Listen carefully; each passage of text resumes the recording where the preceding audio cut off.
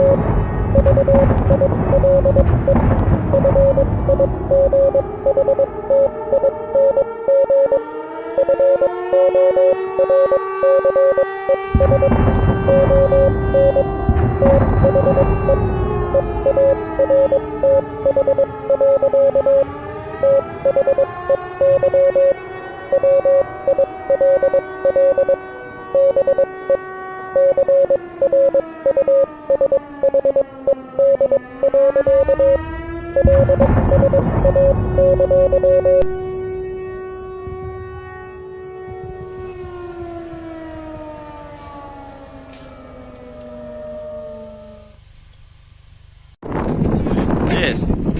The Leaf Spring Army sends its regards.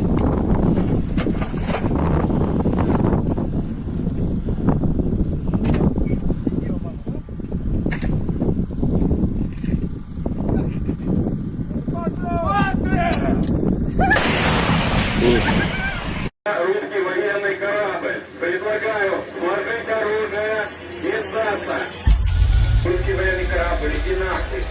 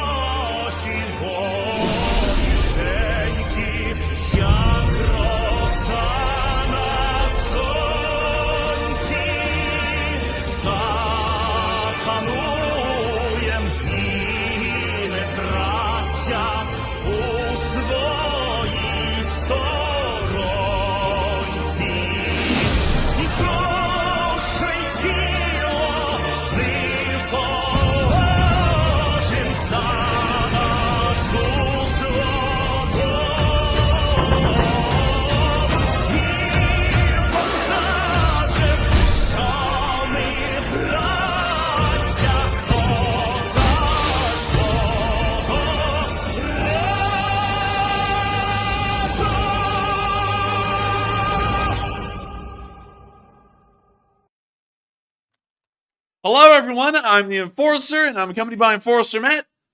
And good evening, folks. It's Enforcer Matt, and welcome back to day 658 of the news. And it's good to see you all once again. And an entire Russian unit has been ambushed like a bunch of filthy animals. And welcome back. And of course, we're going to be covering the past 24 hours of the news of the war in Ukraine here on this last week of news coverage before we change over the map into the next war week. And we saw today that in the area of Avdiivka, an entire Russian company was wiped out by a single Bradley armored fighting vehicle. It was pretty wild to see, I'm not even going to lie. And on top of that, we also saw another pressing thing that we did have as the title, but it appears that YouTube wasn't that happy with that title, and it also appears that they are making us pay the price as far as the viewership goes. It appears that they're not promoting this stream to all of our viewers like they usually would, because we pointed that out. YouTube does impose a very hefty fine, I must tell you. We try and get the news out to y'all, but it costs us a pretty significant toll, and that toll is usually YouTube not liking us and not telling people that we're even on air. But we did see today some pretty concerning footage showing that the Russians are now using Ukrainian citizens within the occupied area or Ukrainian prisoners of war as human shields. We're going to be covering both of those clips today as we make it through our news segment, but we're going to be starting off small, and then we're going to be building up our way there throughout the Frontline news coverage. Starting off in our first bit of news inside of Moscow, Medvedev today told Russians that were looking for a vacation that instead of going to Europe, they should go to Africa. I gotta say, interesting vacation choice. I wonder if he's asking for them to go to Sudan, because I have a feeling that that's probably not the hottest vacation spot. Probably one of the hottest spots for war in Africa, but not the hottest vacation spot. Anyways, let me play the clip and I'll read off the translation to y'all, just so that y'all can hear him say it from his own mouth.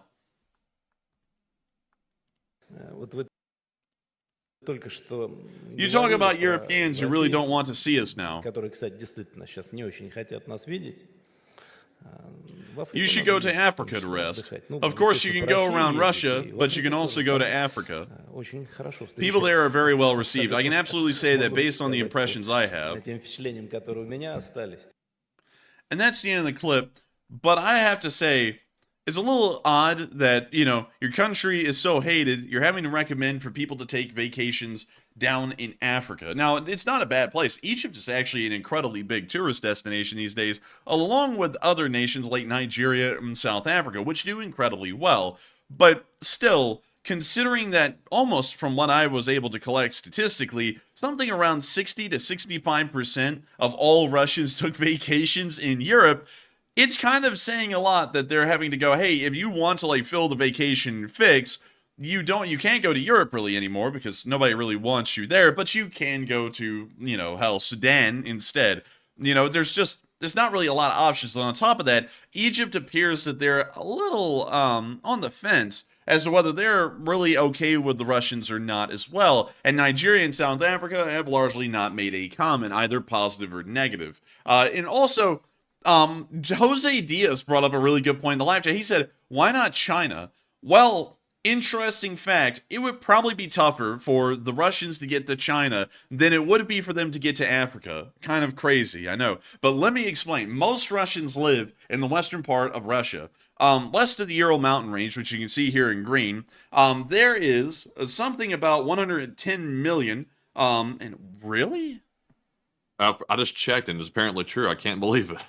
What? Wait, why?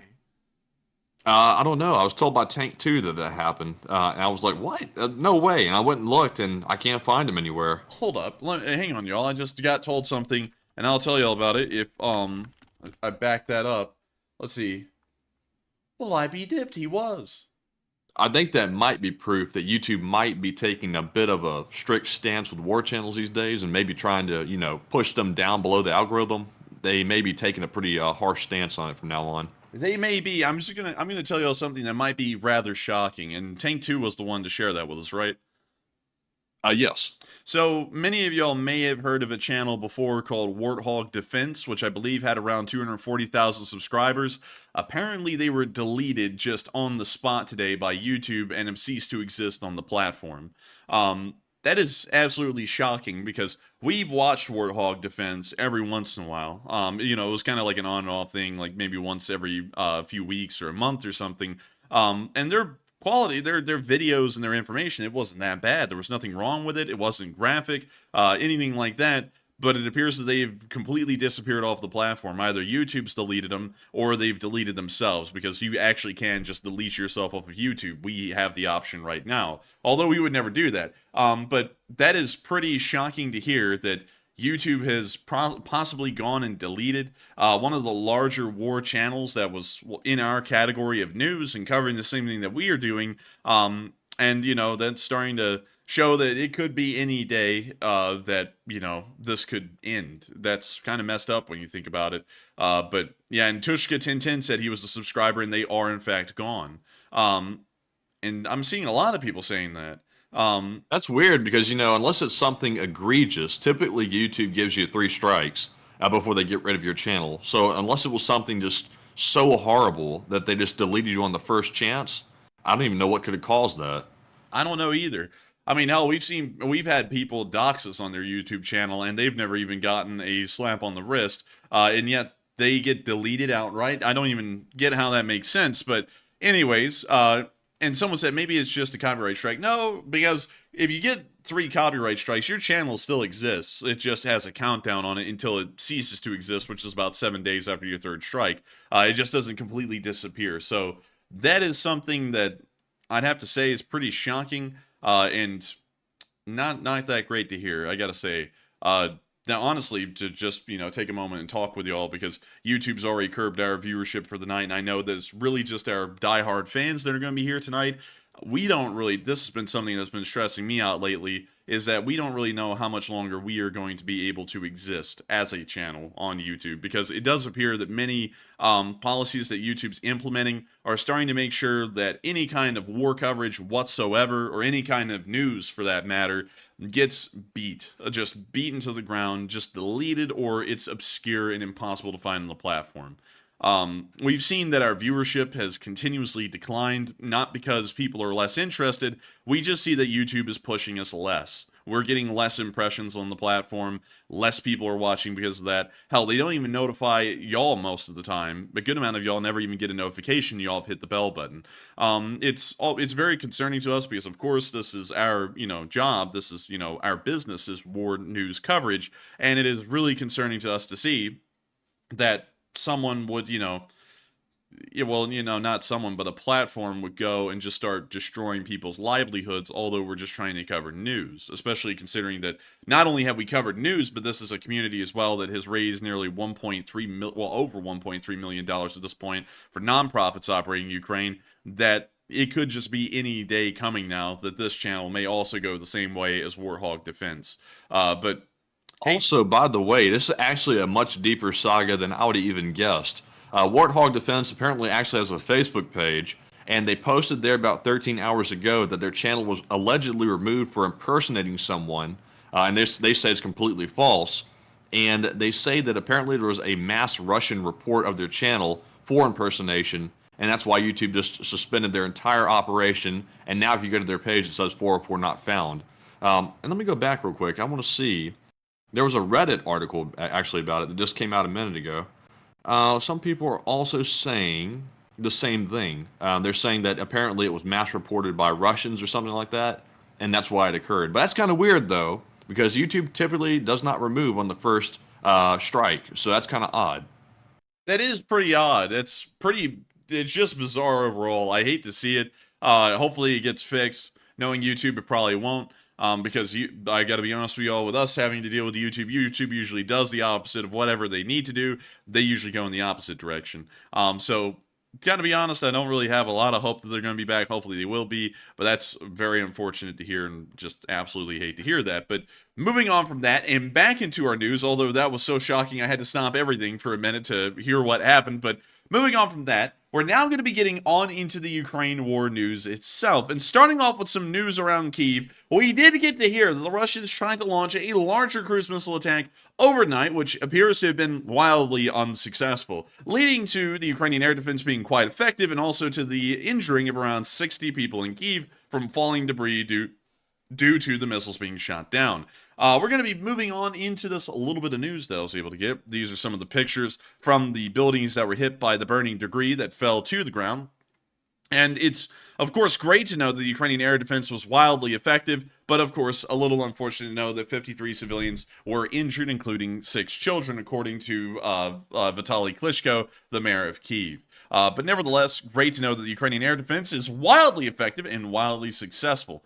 Moving on from that and into our next bits of news here in the location unknowns, we also have some pretty interesting stuff here too. Starting over with our first one, this is the one that we were kind of wanting to cover tonight, and then YouTube said, oh, we don't like that, and decided not to, because, you know, they don't want people to see what's really going on. But we did see a very concerning video today showing that the Russians advanced down a tree line and were using Ukrainian captives as human shields. We'll be showing you all this clip in its entirety. This was put out by Radio Free Europe.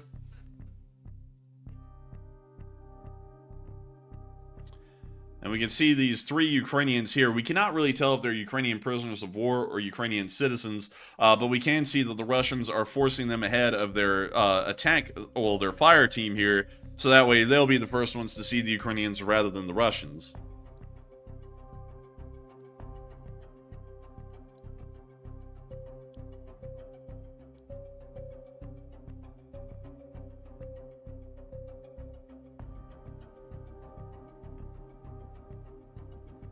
We see the Ukrainian captives continuing to walk forward through the tree line.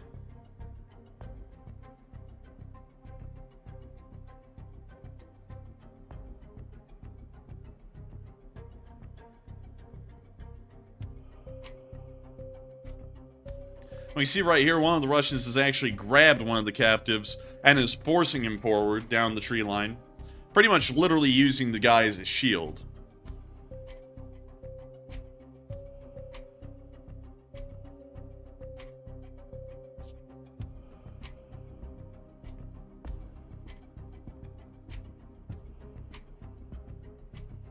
Damn, this is wild. Yeah, it's insane. We can see the Russians are firing down the tree line. We can see them throwing grenades at the Ukrainian positions.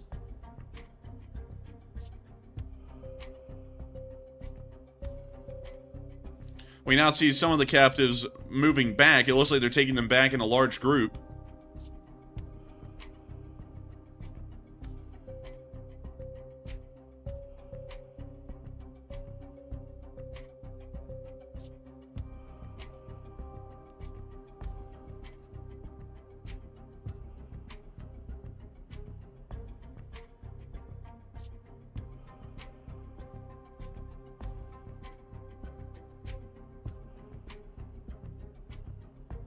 And I believe, of course, we cannot read Ukrainian, unfortunately, but I believe that it actually was the Ukrainian captive that ended up being gunned down by the Russians after he had been used as a human shield to assault the trench. Once they failed at that and decided to withdraw, they ended up shooting one of them, and it appears that that may be him right there.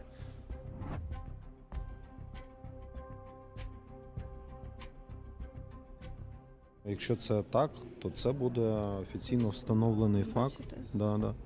Ще порушення ще однієї Женевської конвенції з боку Російської Федерації. Це перше подібне відео, яке я бачу. У мене подібних даних не було. Згідно Женевської конвенції, там взагалі прямо забороняється використовувати військовополонених для участі в бойових діях.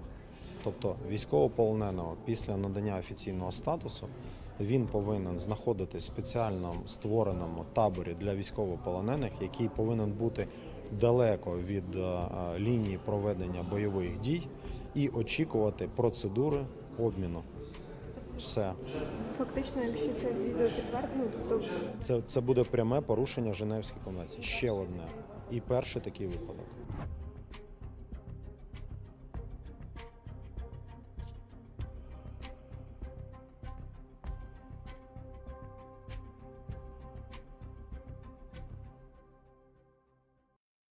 That's the end of the clip, but of course showing an outright war crime being committed by the Russian Federation.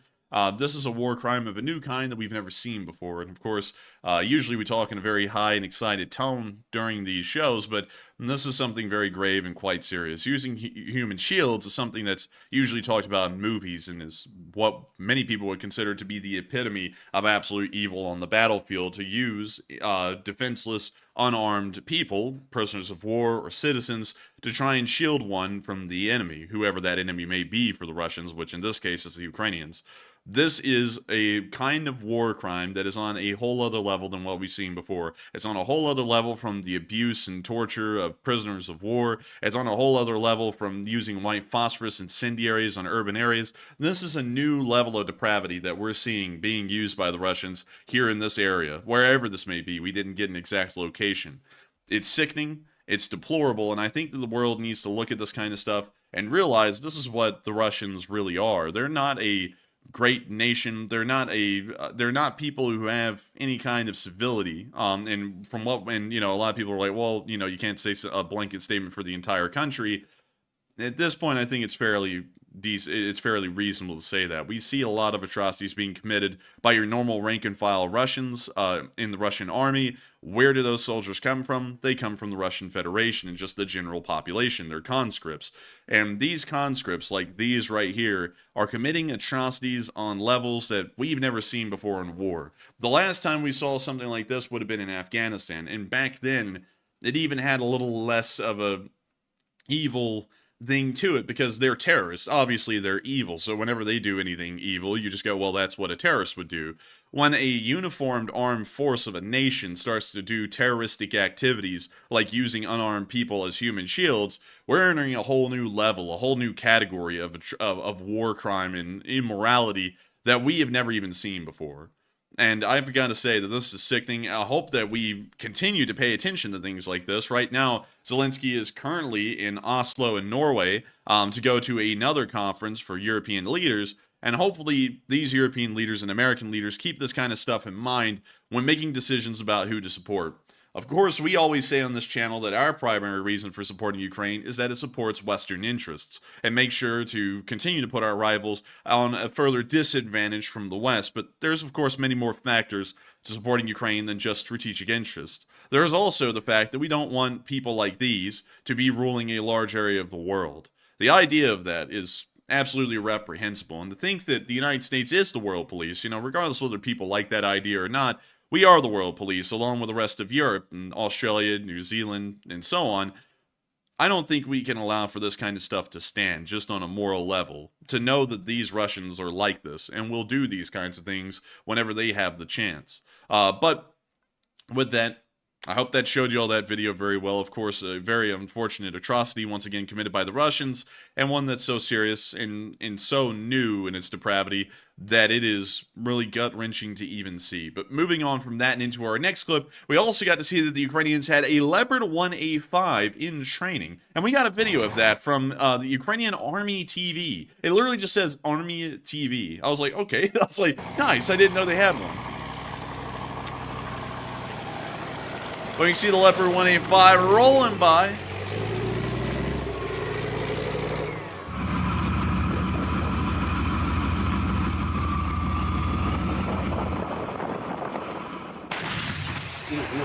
Oh, you jumped a little. Стрілюються на 1000 метрів звідси, роблять 3-4 постріли, потім перевіряють, чи влучні, чи ні, і потім коригують. Це кілька танків сьогодні будуть стріляти. Ось, бачили, як це відбувається.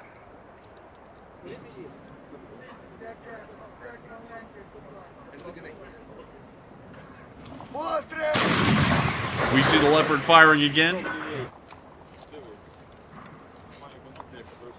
That is a 105mm rifle barrel on that Leopard A1. It's actually a license-built variant of the British L7 cannon, which was used on the Chieftain main... Well, let me think. No, I don't think it was used on the Chieftains. I think the Chieftains had a 120mm. I think that one was used on the Centurions, and then the license-built variants eventually got in the Leopards, and I think they also got in the early iterations of the Abrams as well, different licensed variants of that gun.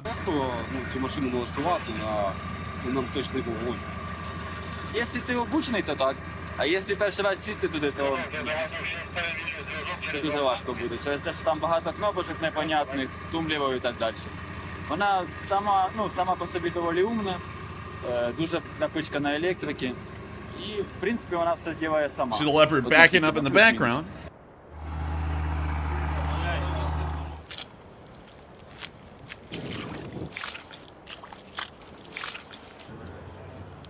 Rat. Ну, вони, типу, А мені здається, це не миші, блін. Це якесь. це не миші, це Це шиншили. якийсь хам'як. Реально. Is that guy trying to interview the rat? He was holding the mic toward it. And what do you think about the war? I think it brings a lot of cheese. Танки стріляють, у них вже контузія від цього. Вони гріються, дивись один на одного. Да-да-да. А це кохання. Dude, that's a docile rat. Мишине кохання. Хоч That мишей reporter кохання. said, "Excuse me, Mr. Putin. Tell us how the war is going for you." And he held the mic up to the rat. Хоч щось нормальне. He said, "Where are the trap houses?" Не зняли, бачите?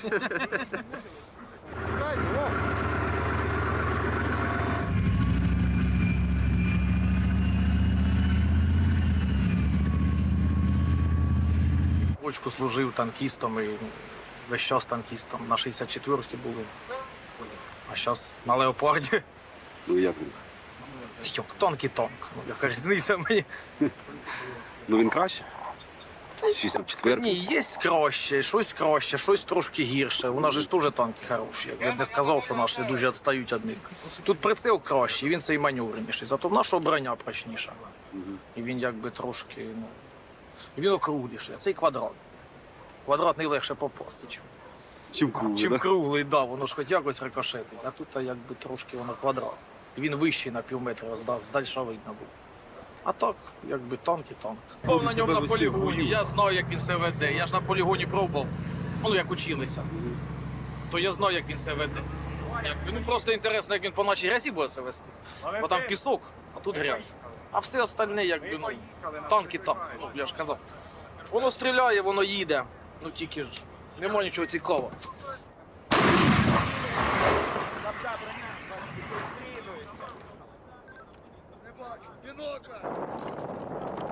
See him walking through the mud a little bit more.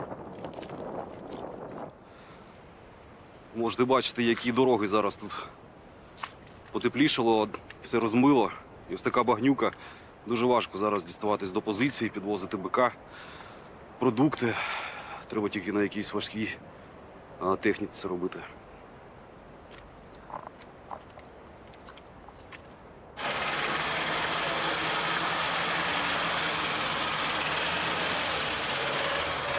Лінію вогню, вони набагато кращі, вони можуть вражати цілі на більшій відстані, більш точніше вражати, тому що в них є і система управління вогню стоїть більш модернізована, більш нова, і сама гармата є нарізною, тому він стріляє точніше на більшу відстань. Є вже використання цих танків на відстань більше 3000 метрів, з влучаннями без яких-либо зауважень, скажімо так. Це вже інший підрозділ у нас є, який теж на озброєнні стоять ці танки, вони вже використовують їх в бою, вони його застосовували вже в бою, вони стріляли на 3600, здається, метрів по противнику, скажімо так.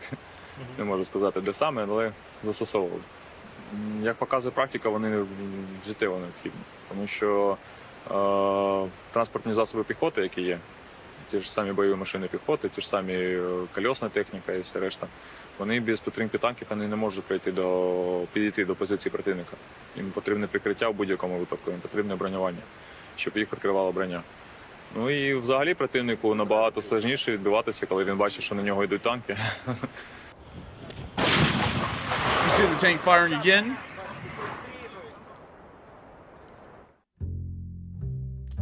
And that's the end of the clip. And Dun, dun, dun. I love that slap bass or whatever that was.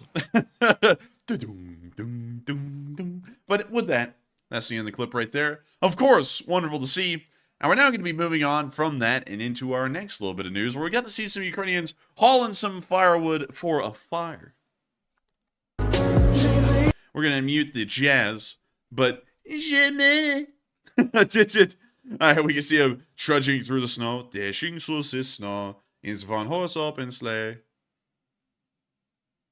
Norman also said, it sucks when the U.S. government plays games with Ukrainian aid. Well, you know, I got to tell you, man, that's just a part of the games. YouTube's playing games with us over here.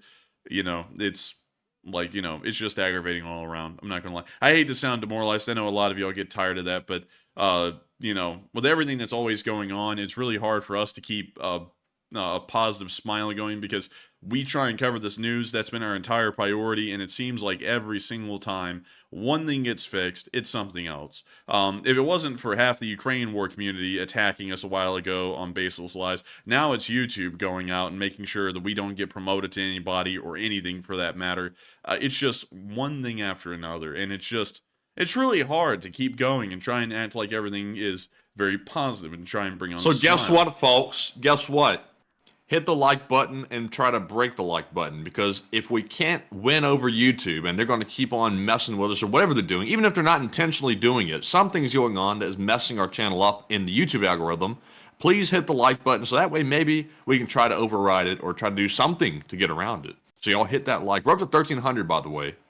Yeah, and also another thing, and I'm considering it, all of y'all know that the only way to support this channel ever has been through Super Chats. But the problem is that we've noticed that YouTube, you know, and I'm just saying this because, you know, that's what we've seen, there's a certain amount that comes in every night. We multiply that by 0.7, which should give us the exact total that we would earn. And then the next day, it's always about a couple of dozen dollars short every single day. It looks like... and what we are going to ask y'all right here, because I think this is something that might be worth the trouble of asking, should we link our PayPal into the description below the video, so that way if y'all want to support us there, y'all can support us over the PayPal, and we can just read off the messages that y'all have attached to your PayPal support, if y'all want to do that. Because right now, Streamlabs isn't up yet, and I've got to be honest with y'all, I think I'm so tired of YouTube, we would be more than happy to just find any way to make sure that YouTube doesn't, you know, receive anything from a super chat or anything like that, because, hell, they're not even promoting us at this point anymore. So let us know, you know, if y'all want to ask, y'all can ask, and there's no option. Some people are saying, no, do it through Zelle. We don't have options. All I have is a PayPal, because, you know, we're not like everyone else who has, like, a Buy Me a Coffee, a Zelle, a Cash App, and everything. I just have a PayPal, and the PayPal was just to, you know, do, like, one-off things here and there that we needed to do. But with that, we're now moving on to our next clip, where we can see that Ukraine now has 30 local-made Bohdanas. These are some pretty cool little well-wheeled SPGs based off of the hull of a Tatra truck. They also carry, I believe it's a D30 main gun on the back. A very interesting vehicle, very similar to the Caesar in the role it plays on the battlefield, and hopefully as effective. I have a feeling it probably is as effective, but really neat to see. And with that, we're now moving on from that little bit of news and on into our next one, where we also got to see the Russian casualty report over the past 24 hours. And we can see that it's pretty freaking high.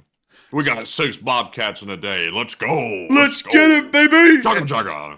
Wonderful to see 6 Bobcat skid steers destroyed in 24 hours. Of course, absolutely incredible. And on top of that, 850 Russian soldiers ended up getting beat out over the past 24 hours. We also saw that 15 armored personnel carriers were destroyed, along with 12 armored personnel carriers, 15 tanks, 3 artillery systems, 10 drones, and that was all. But nevertheless, it's incredibly high losses, absolutely wonderful to see, and showing once again that the Ukrainians are going all out and trying to create an effective defensive.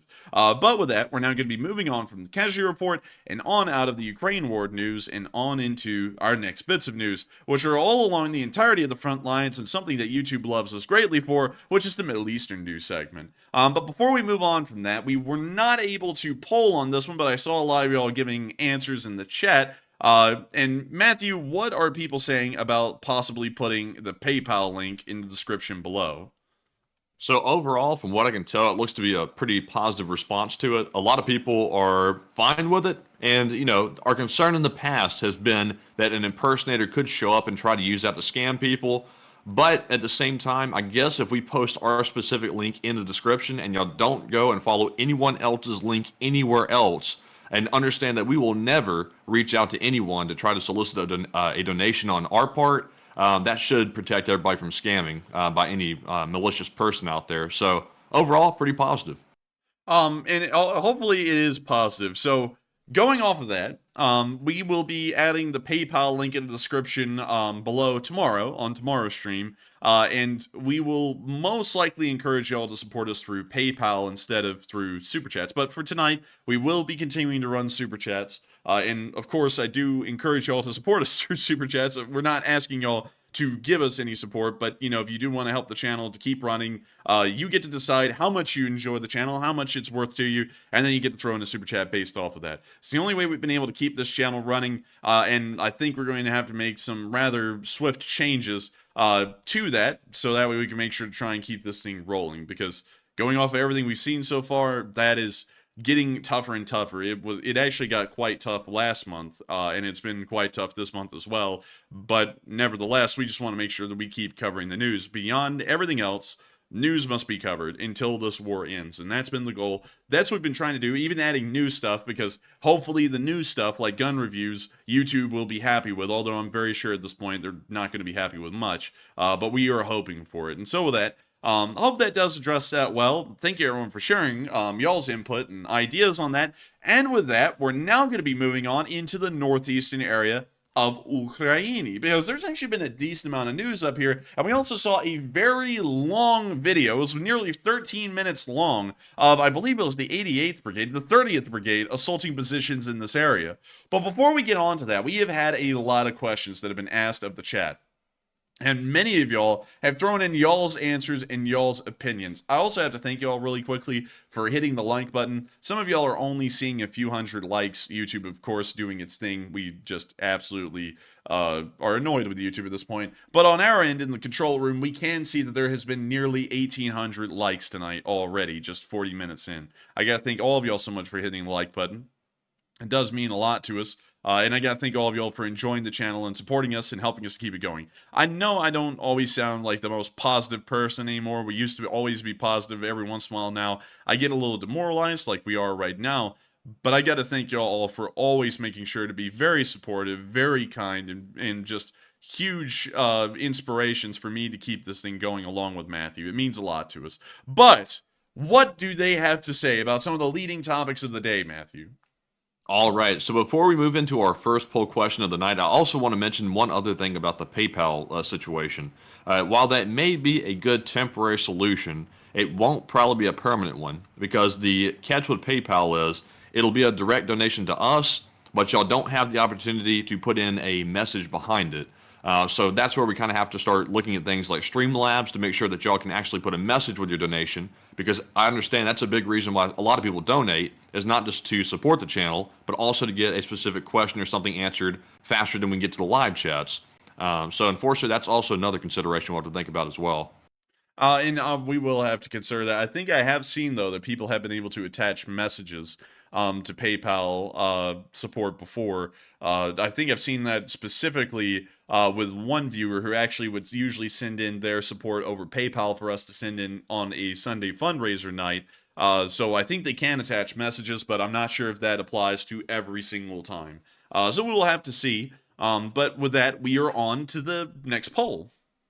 All right, so our first poll question of the night says, yesterday, the USA announced $200 million in aid to Ukraine, and is this a temporary fix or a permanent one? It looks like 68% said it's only a temporary fix, 11% said it's a permanent one, 14% said it's too early to tell, and 7% said unsure.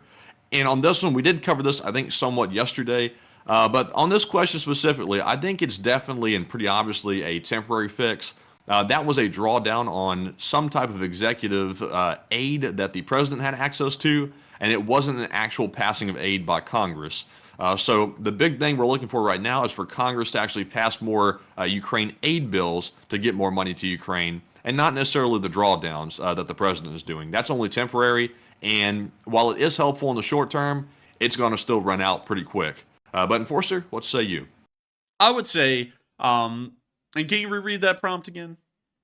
It's actually right there on the screen. Oh, look at that. I would say it's most likely a temporary fix from what I heard. I heard the same thing as Matthew. It's some kind of an executive drawdown. But hopefully there could be a long-term fix made, because we've had several temporary fixes at this point and no long-term ones. And so with that, I hope that does address that well, at least in my opinion. And with that, we are on to the next one.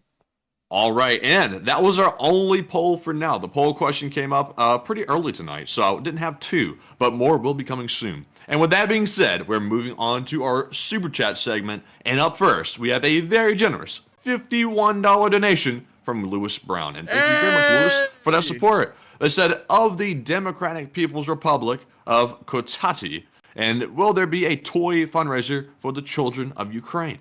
And I thank you so much for the massive amount of support, Lewis Brown. I don't know if we could do a toy fundraiser specifically, because our fundraisers are run through YouTube Give, which means that we can only select the nonprofits that are registered through their GuideStar program. Sadly, I don't think there is a specific fundraiser that does toys. But if we can find a fundraiser that does toys, we will make sure to support them. I don't know if that's going to be like their specific sole purpose of existence. I have a feeling that the best option would probably be Razum for Ukraine in that instance. So we might try and run another fundraiser for Razum, because at this point, we've kind of got narrowed down to just Razum for Ukraine and Revive Soldiers of Ukraine. And that's about the only fundraisers that we run at this point. So I have a feeling that Razum for Ukraine would probably be our pick in that instance. But nevertheless, hello to the Democratic People's Republic of Kotati, and thank you so much once again for the massive amount of support and helping this channel to keep on running, because if it wasn't for folks like you, we wouldn't be able to make this channel possible, we wouldn't be able to keep the lights on, and we wouldn't be able to continue to survive as YouTube keeps putting their thumb on us harder and harder as each week goes by. And so with that, thank you so much once again. I hope that does address that well. And with that, we are on to the next one. And our second super chat of the night goes to Marius Holton, who puts in a $50 donation. And thank you very much, Marius, as well, for that support. And Marius says, insomnia bites. And what would I do if you guys were gone like Warthog Defense? And stay online. And love from Norway. And thank you. And love from the US of A, I'm telling you. And thank you so much for the massive amount of support. And thank you for being one of our Norwegian viewers. You have to be up at like 4 in the morning right now to be able to watch this. But to answer your question, what would happen if we got deleted off of YouTube? I hate to say it, but that would be it. That would just be the end of the Enforcer, pretty much. We don't exist anywhere else outside of YouTube. So if you ever see an Enforcer on like Twitch or something, and they have like their icon and everything, that's not us. That's some imposter or an impersonator or something like that. We don't exist anywhere outside of YouTube. And if we got deleted and we tried to come back somewhere, the fact of the matter is nearly 98%, 99% of everyone in the Leaf Spring Army would never know that we even came back somewhere else. So at that point, that would probably be it. That would be the curtain on this show, and that would be the end of it.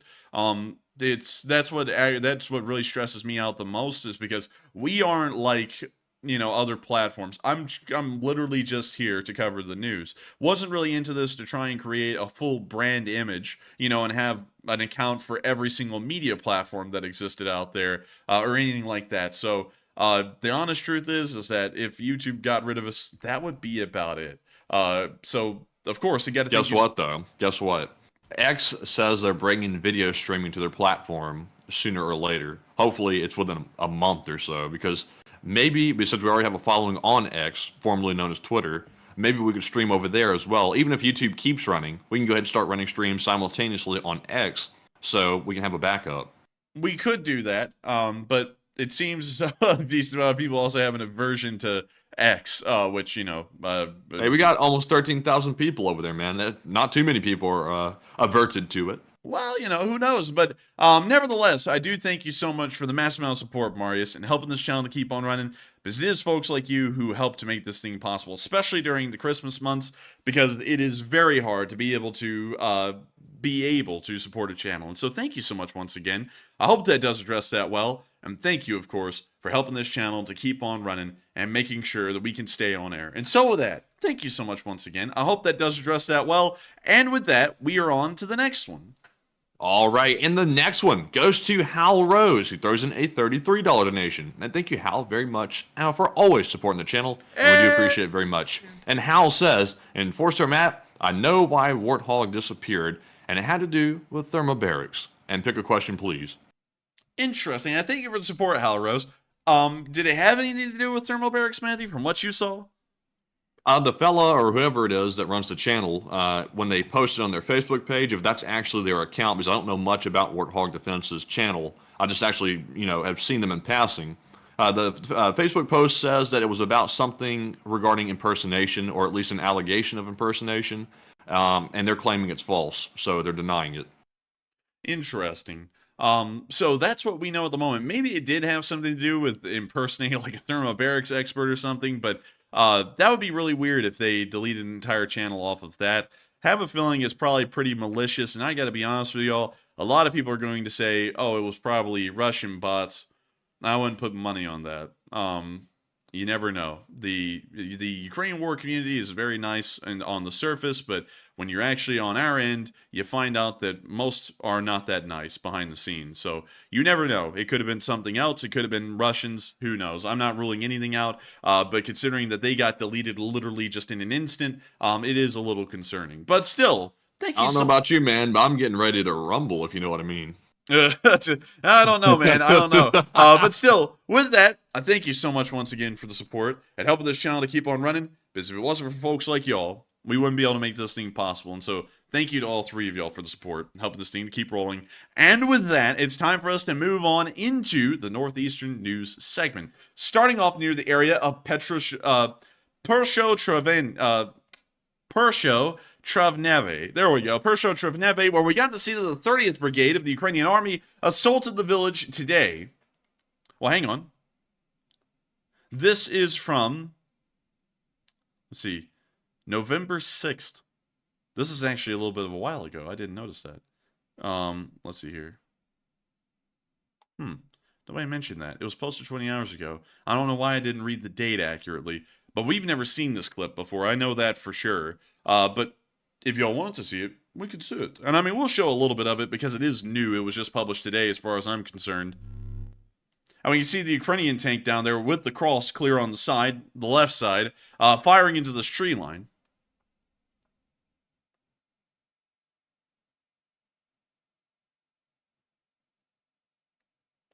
When you see the tank continuing to fire into the tree line.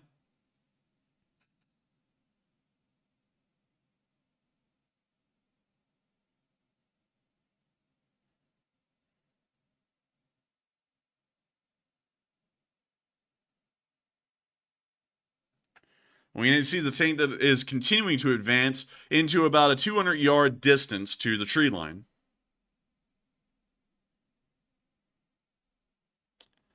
And also, while we watched this clip, Miss Disa asked, I donated to Ukraine House DC Foundation, 501c3 nonprofit, which is in the GuideStar and the USA arm of Unite 24. Does YouTube give the option? They haven't. I've actually requested for YouTube to give the option nearly a month and a half ago, and they still have not approved for us to be able to run a fundraiser for the let me make sure I get the name right, the Ukraine House DC Foundation. They still haven't approved it because there are a lot of fundraisers in GuideStar, and even then, YouTube will only allow you to run fundraisers on the ones they've approved out of the GuideStar program. And that was one of them that wasn't approved and still hasn't been approved nearly 2 years later for anyone to fundraise for on YouTube. Don't know why. I think it may be because some of the United 24 support goes towards the creation of weapons. Maybe that's the reason why, but it's still really weird that we can't. So we end up only being able to do humanitarian nonprofits like Razom or, let me think, Revive Soldiers of Ukraine, things like that that will never end up being weapons, or being spent on weaponry.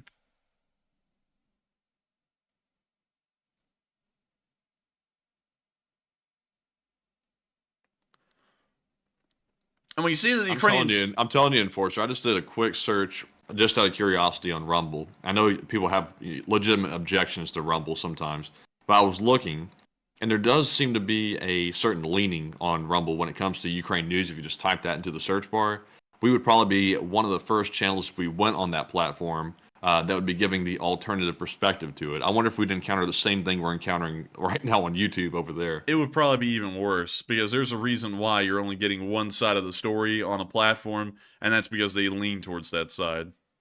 Maybe so. Might have to explore it a little bit, just out of curiosity, but probably. And also you have to consider we would be entering a very hostile environment if everyone on Rumble is anti-Ukrainian.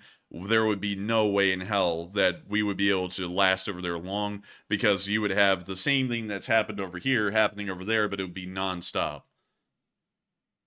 Maybe. You never know. But we see the Ukrainians lobbing grenades into this Russian trench in the meantime, trying to clear out the Russians, or force them to surrender, most likely just trying to clear them out.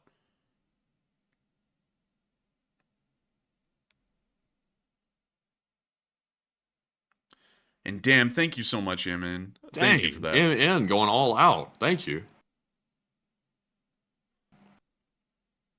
It is what it is. Said they will delete you. Probably so.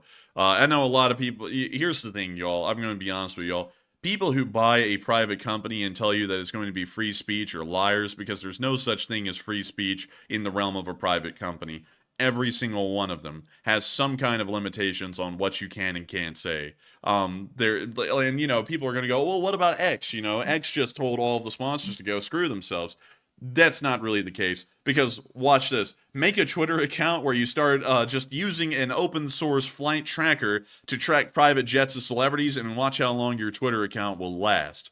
Nothing wrong with that. I mean, it's a public flight radar system, and you're just showing where people's private jets are going. But if you do that, you'll get banned off of Twitter. So is that free speech, or is it not? That's not really free speech. Free speech doesn't exist on a private platform. And I know a lot of people are going to be like, well, that's wrong. But at the same time, it is kind of right. I don't like it, especially with what we're having to go through right now. But think about it. If you run a store like a bakery, and someone comes in and they want to say whatever the hell they want in your bakery that you own and operate, would you want them in there saying whatever the hell they want or doing whatever the hell they want? No, you would kick them out. And you have the right to do that as a private owner of your business. So, I get it. Sometimes. Well, I get it in some instances, don't get it in others. But on something like this, especially when a platform like YouTube or Rumble is always trying to make it seem like they just support everyone, everywhere, doing anything and everything, it makes no sense to try and come after people who are just reporting news like we do.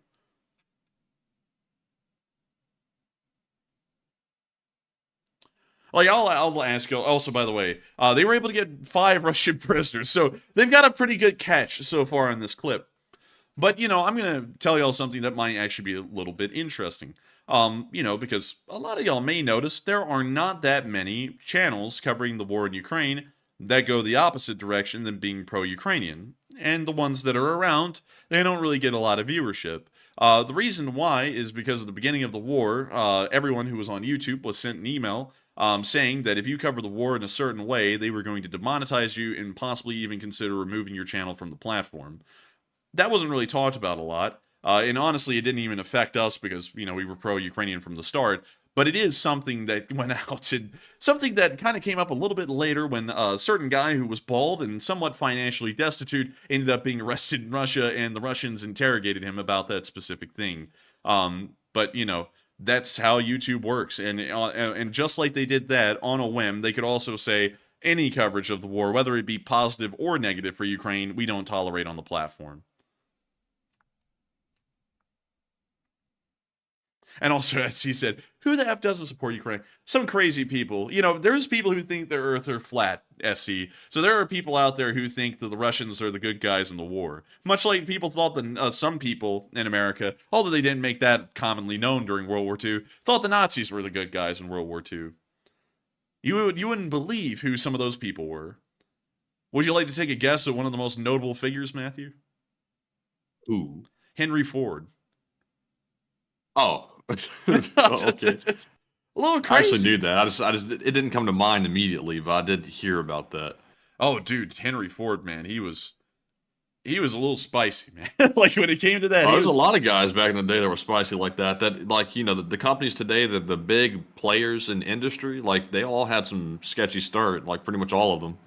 Yeah. And also, Dan, please don't bring politics into this because that is not the case. I can tell you that. And also, EK, I'm not saying that...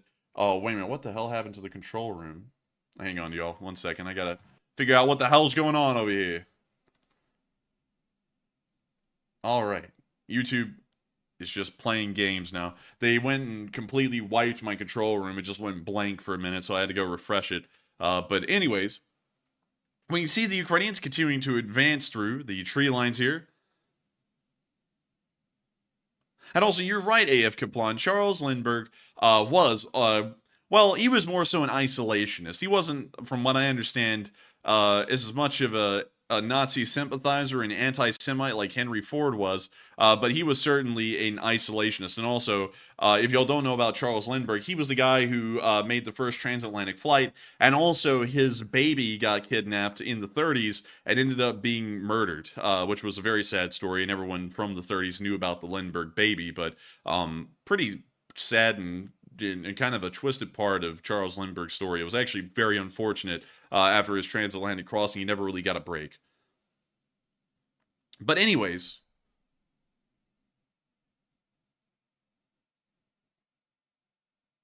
we can see that the Ukrainians are continuing to assault this trench line.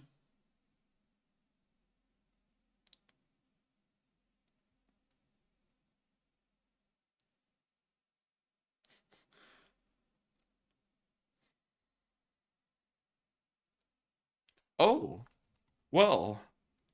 Oh, dear. Oh my goodness. I didn't. Well, someone got out the Tabasco, took the top off, and poured it. Dude, the ketchup, strong. The ketchup on that one, call it Heinz, because it is quality. But if y'all want to see the rest of that, y'all know where to go. But with that, we're moving on to the next clip, where we saw that some Russian forces also surrendered to the 92nd Brigade in this area today. Not a month ago, like in the last clip, but today. Как зовут? Сергей? There he is. Ростовская область. Попал в плен, да? Попал в плен. Хочу... Сегодня число, ты знаешь? Не знаю, вообще не знаю. И хочу... Сегодня... И хочу... Второй, 1 декабря, Иван. Серега, кто был второй? Страну Украины. Вы там вдвоем были? Да. Кто второй? Хочу перейти на сторону Украины и защищать страну. You see the Ukrainians chit-chatting with him. This guy's like, would you like to become a prisoner or would you like to become a prisoner? And then he hands the phone over to him like a microphone. The Russian says, oh, double it and give it to the next person. Oh, dang. Dude, he was going for it. They're like, say it. He was like, yeah, baby! Yeah, he's going to get... That man wants to live, I'm telling you. My boy's getting preferential treatment in the POW camps. But moving on from that, and into the next clip, we also got to see at Obertanivka a T-80 being destroyed by the 30th Brigade in this area as well. Absolutely sick! Poggers. Take a look at this. Oh, right down the driver's hatch. Kabooey! And we can see that the ammo is most likely going to be cooking. And we can also see that they called it the P-door. I don't know what that means, but that thing is burning up. Call it a freaking fire in, you know, a firehouse or something. That thing is roasting.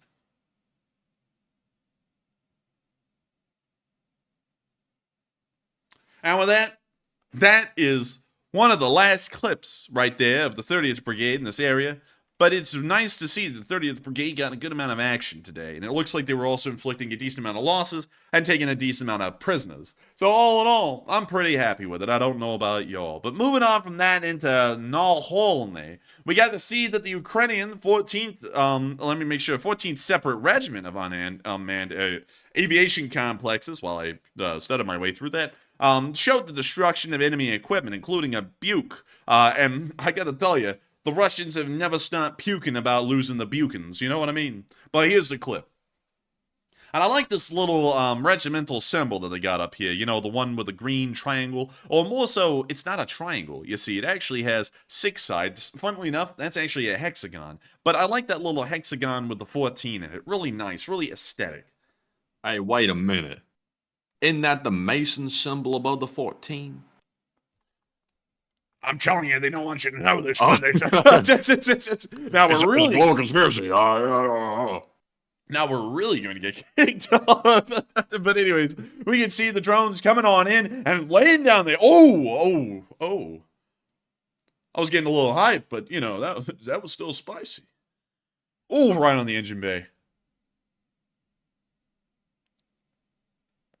Wait, YouTube has a TV service? I didn't know that. They got a TV. It's like Sling TV, but it's YouTube TV. Yeah, I'm sure that's fun to watch. Oh man, what, Sling? Man, yeah, Sling. You know, I never won a Sling. I've never broken my arm. Did y'all know that, Matthew? I think you broke your arm like when you're what, like 6?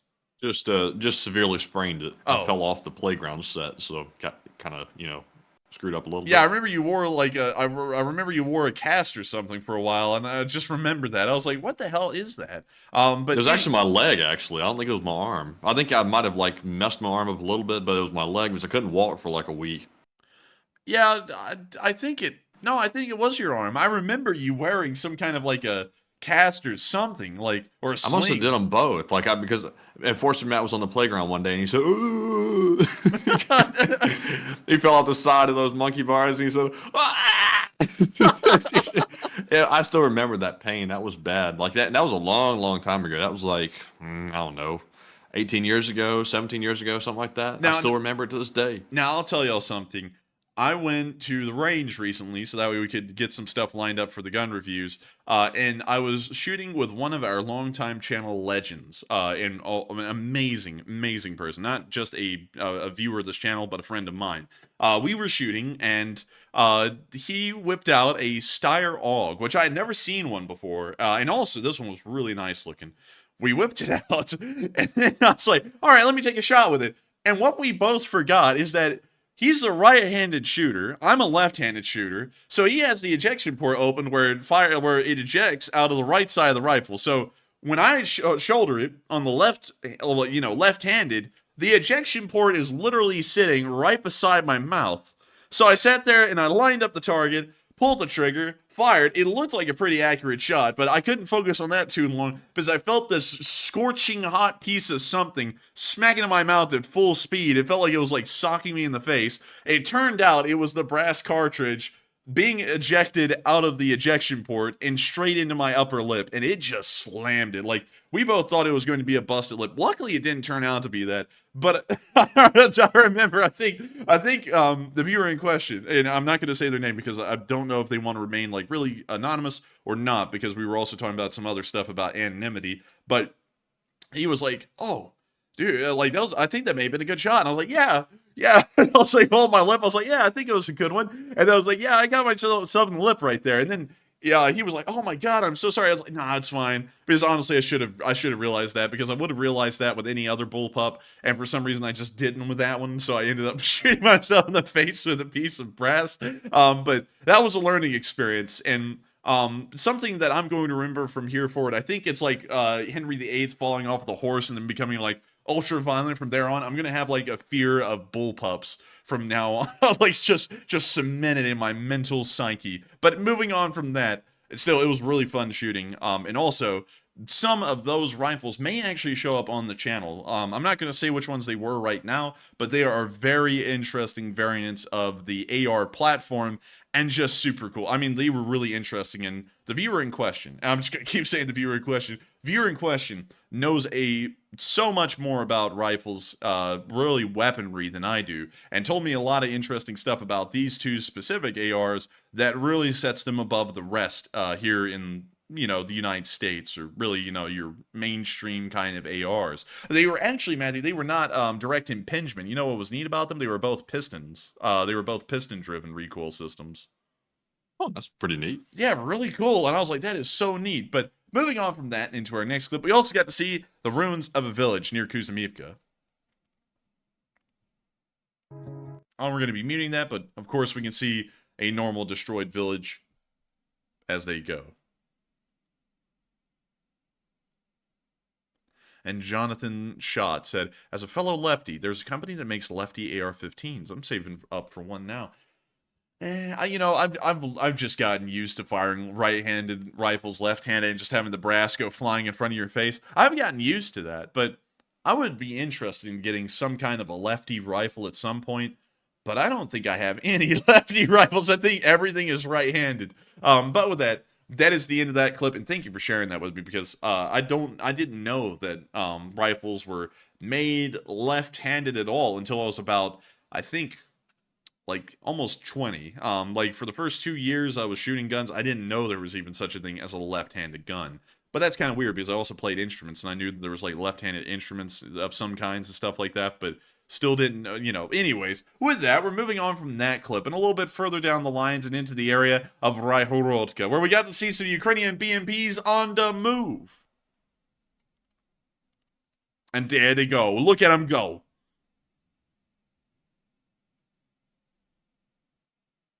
Also, by the way, 2,500 likes. Thank you, LSA. That is tremendous. That is a very, very fast amount of likes for one of our live streams, even normally. So huge thanks.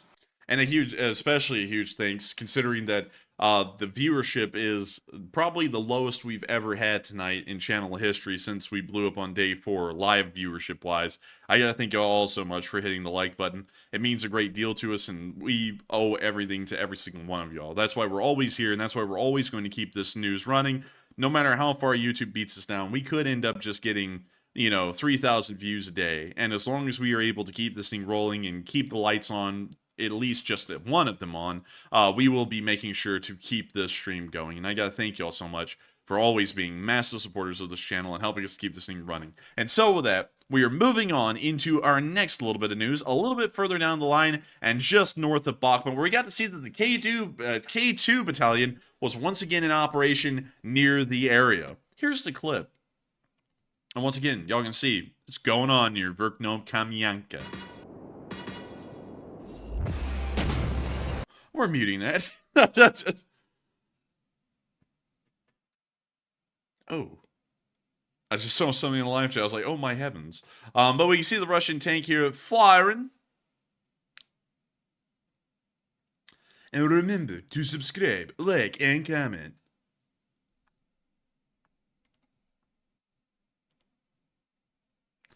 And though, remember, folks, no politics. But we can see the drone flying into the oil refinery. Dell, I actually have to say, people always say the left-handed people are more intelligent and more creative. I don't believe it. I think that's a farce, because I know a lot of left-handed people, and I gotta say that it's a mixed bag. Some of them are just really dumb, and a lot of them are pretty smart, and that's the same with right-handed people.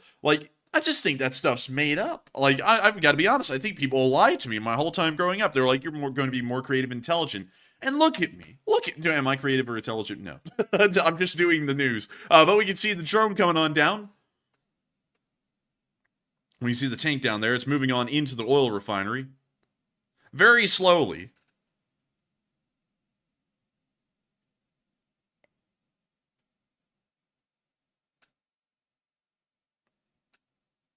And there it goes. It's about to slam right down. Oh, wait a minute. It didn't.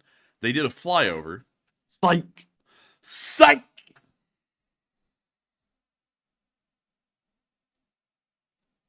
Someone said lefties tend to be psychopaths. Man, I'm like the enforcer. I don't buy into the left-hand, right-hand thing. I've seen some right-handed people that are psychopaths, all day long. Are you left Twix or right Twix? Dude, my question is, if we gave 2 Twixes to Karl Marx, what would he pick?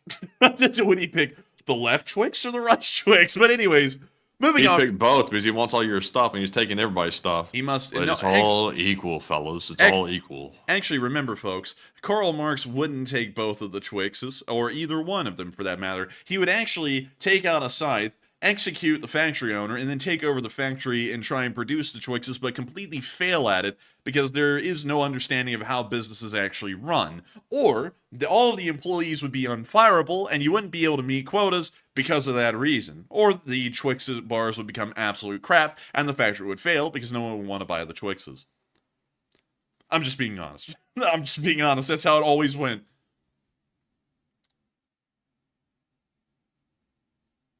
John Connor said, what's wrong with being a psychopath? These are the questions that should be asked. This is what we're here for, everyone. We're here for the real questions that matter. What's wrong with being a psycho? Really. I'm just kidding. If you're a psycho... What's wrong with being a psycho? Yeah, that's what John Garner asked. What do you think? Well, I think there is. Me personally, I think there is a problem. What do you think? I mean, Putin would probably qualify as a psychopath, I think. A bad one. And Suitor Bowling said, what a wild misunderstanding of Marx. You're confusing Marx with Lenin and Stalin. Marx wasn't really that great of a guy in person. I mean, he had a child, and even in the late 1800s, somehow his child was taken away from him by the British government because he ended up being neglectful to the child, along with his wife. You know, like the guy couldn't even raise a child correctly. I mean, you know, how good can he write a political, well, you know, not a political ideology, but ideology of any kind when you can't even take care of your own child, you know? Like, you know, he never ran a factory, you know, and I will be correct, you were right mostly, was kind of going with a Lenin-Stalin thing there, but still, you know, it's like, I don't really think someone can write up a good philosophy or an ideology if you can't even take care of your own flesh and blood child. Now, look, I pulled up what a psychopath is, like the definition of it. It says informal, an unstable and aggressive person. And the example it gave says, quote unquote, schoolyard psychopaths will gather around a fight to encourage the combatants. Dude, everyone did that. Everyone did that in school. Like, whenever there was... What kind of definition, like, example is that? Like, they could have given anything. They gave something like that. It's wild. Dude, everyone's a psychopath then, by that measure, because I remember, like, I was standing around fights, and I was like, ooh, get him! Because that's what you did. Like, you just did that at school. Everyone did that. Like, I think the entire school would gather around whether a fight happened. We'd all be like, ooh, get him! Man, what a lame description. I thought it was going to be something like, you know, like you have body parts in the fridge. Like, that would be a psychopath, obviously. But egging on a fight at school, I mean, that's not psycho. If that's psycho, everything's psycho. So strange wordage. The schoolyard psychopaths gather around to encourage the combatants. Oh, watch out, y'all! Here comes the school ground psychos. Dude, that would be a great name for a high school football team. The school ground psychos. Damn. Oh my god, dude, you would have everyone terrified. But we can see the drone looking at the destroyed UAZ down there.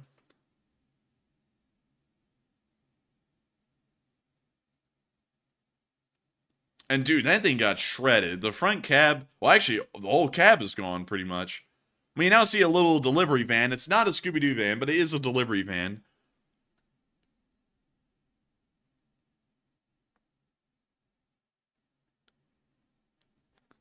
Intrepid Phantom said Enforcer would be the commentator. Oh, you wouldn't believe it. Even back then in high school, people were saying I had a radio voice, and everyone said, oh, you know, you should run a talk show. And I was like, yeah, sure. Because you see, when I was in high school, I thought YouTube was a joke. Like, I really did. Like, if anyone said, I want to be a YouTuber, I was like, come on, man. I was like, come on, think of a real job, you know? Like, I don't know, you know, a plumber or something, you know? Like, that's what I would say. And then I ended up becoming a YouTuber, so a little bit of a twist of events right there. But yeah, you know, that was ironic in a way.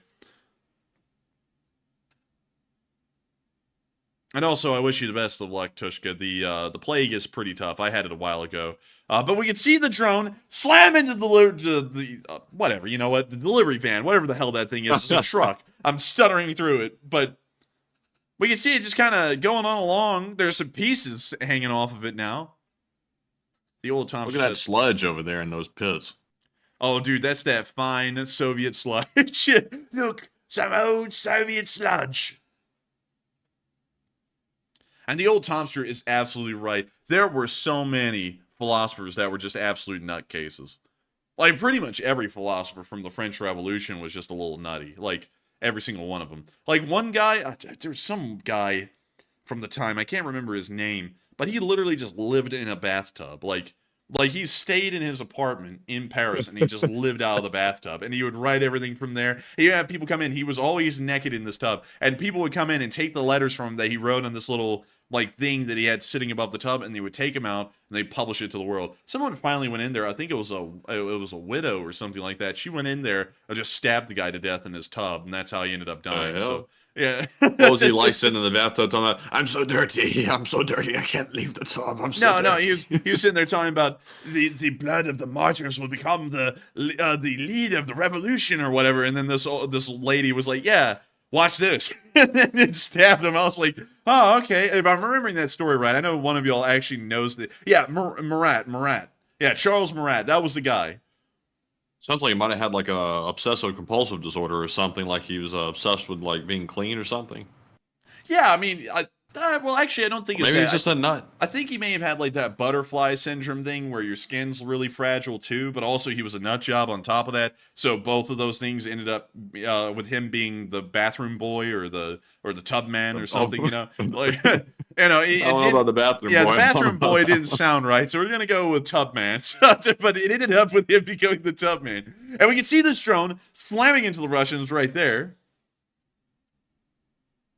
Yeah, Nicholas. Yeah, it was the butterfly skin thing, I think.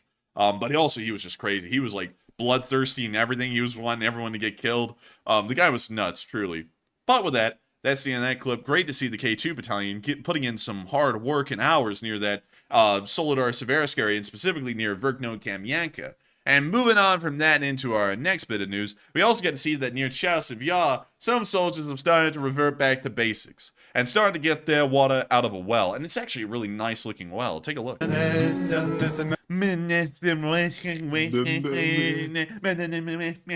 know, I need to whip out my accordion one day and just start singing to y'all, so, you know. But look at them go! Look at them go! Damn, that's a deep well.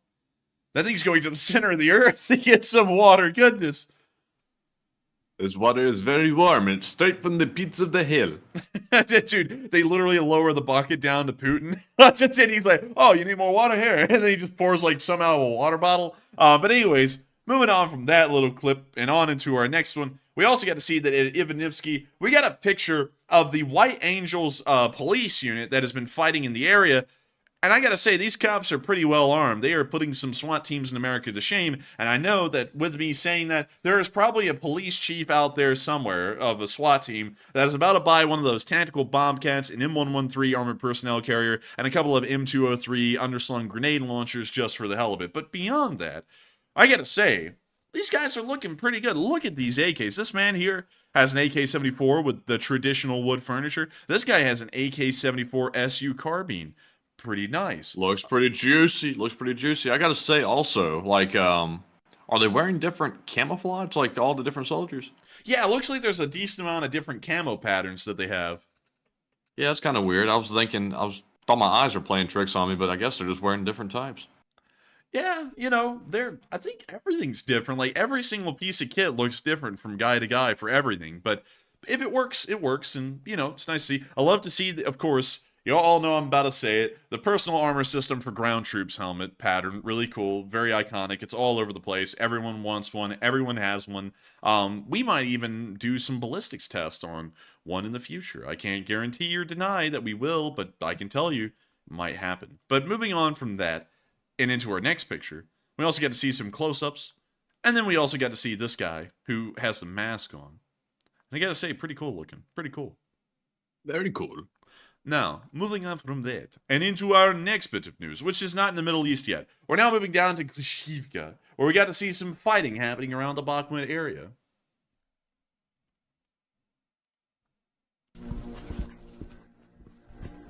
Didgeridoo plays as the Ukrainian runs through the trenches. Matthew, make the noise.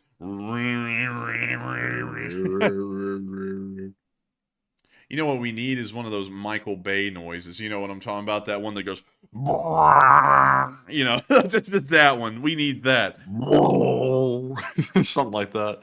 Introducing the all-new ultra super fantastic explosive Fast and Furious 29 or something like that. But we can see the Ukrainians moving through the trenches. We can see them whipping out the MG42. But still, you know, beyond that, still a really nice machine gun. Probably an MG3 in reality, not an MG42. But we can see them now moving through the roads behind the tree lines. Firing the AK. And it's a good day for the AK. It was a good day. I didn't have to use my AK. Oh, yeah. What, do you think I was trying to imitate Brutus or something? Yeah, I thought that. I was like, is that Brutus? Brutus, is that you? That was supposed to be Ice Cube. Ice Cube. Excuse me. Yeah, this totally went blank. Can I have water with the ice? The ice cube? Ice square? Ice rectangle? No, ice cube. That's it. Dude, I'm not gonna lie. Almost all the time now, I feel like that. Like, I feel like I can hardly talk English. But we can see the rifle grenades being fired. Pretty cool, pretty cool. I think that's the GP25. We see them firing an RPG 7. And there it goes. And it pop. And it blew up. See this man firing the AK. It is a great day for an AK.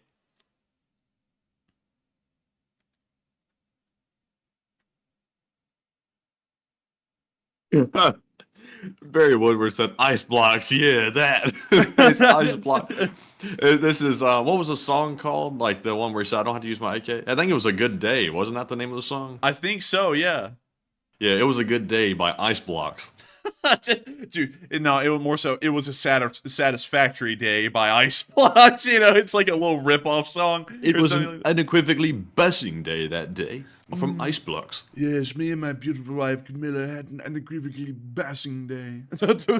It was a wonderful day because we didn't have to whip out the AK. Yes, quite. But moving on from Or that, you could be like Angry Penguin. He said, "I love it when you call me Big Papa." Dude, you remember that, don't you, from the whiteboard, you know, with the picture? Hell yeah. Oh, yeah. But anyways, moving on from that and into the area. Hey, you snorted, man. Yeah, man, I snorted. Tell me what, man. Give me some schlop, put it in the trench. You got your meal right there. But anyways, moving on from that, we got to see that a Bradley fired on an advancing column of Russian forces and wiped all of them out. We also have a second video right here. Not for stream. We cannot show it on stream, but y'all can click on the link in the description below and go watch it because it shows the aftermath. But there are MTLBs. And it looks like they're starting to come under fire.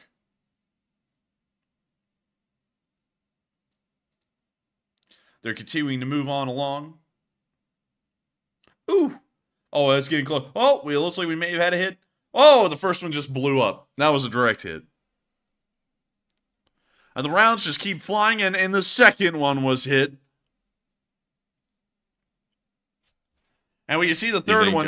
Do you think these guys out here talking about, "Oh, do I look like a real boy now, Papa? Do I look like a real boy, Papa?" And the third one got hit. It was a great day for that Bradley crew. But they knocked out an entire infantry unit. They were ambushed. Moving on from that and into our next clip, we also got to see a Ukrainian soldier reviewing the American M109 Paladin. They say it's an M106, but it's an M109. Listen, y'all, I know a thing or two because I wasted all my life reading about this crap, okay? This is the M109 self-propelled artillery unit, the 6th modification, the famous Paladin, belonging to the famous 47th Magura Brigade.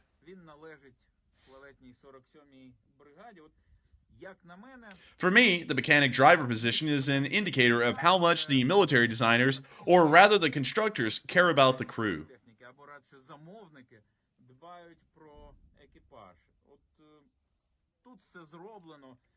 Everything here is designed to be comfortable, functional, simple, and, as we say, ergonomic for people.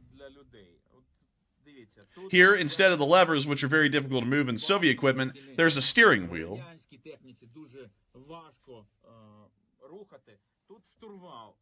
It's easy to fold, it's easy to unfold, it senses your desire to turn left or right, it's easy enough to do that.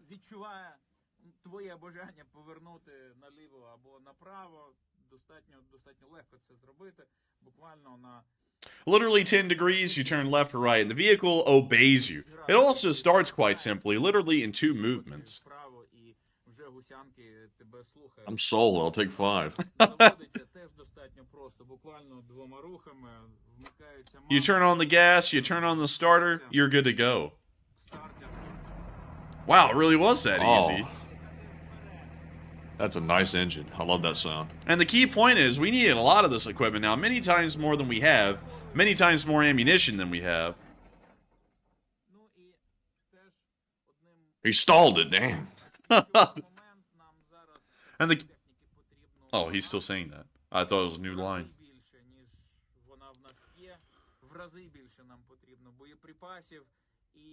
And believe me, if we really have enough of this kind of technology, this kind of properly made technology that our Ukrainian gunners can master quickly enough, then victory will be ours.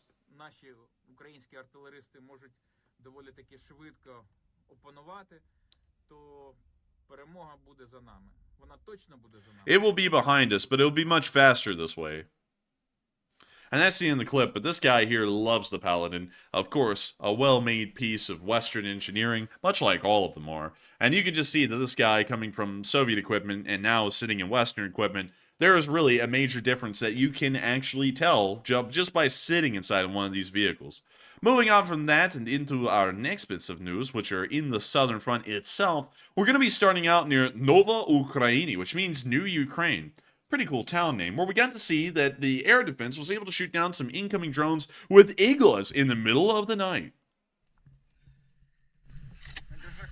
They're getting the Iglas ready. And Matthew, you know where you buy the Iglas? From the igloo. Yeah, you knew where I was going with that. Yeah.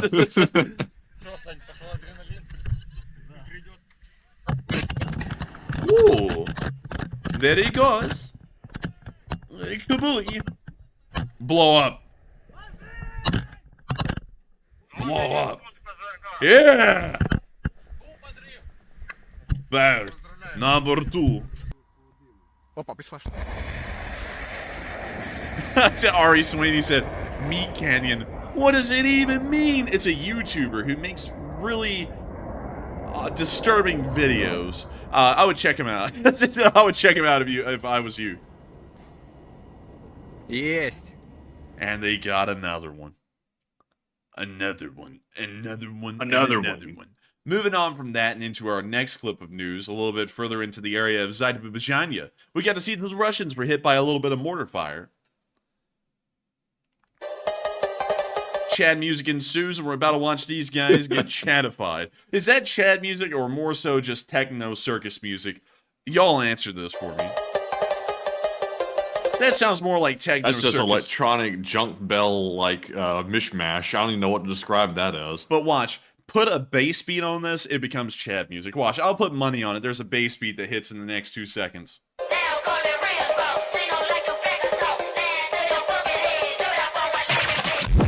Yep, there we go. Man, boom. The lyrics are foul. Good yeah, Lord. Goodness gracious. But there we go. We have Chad music.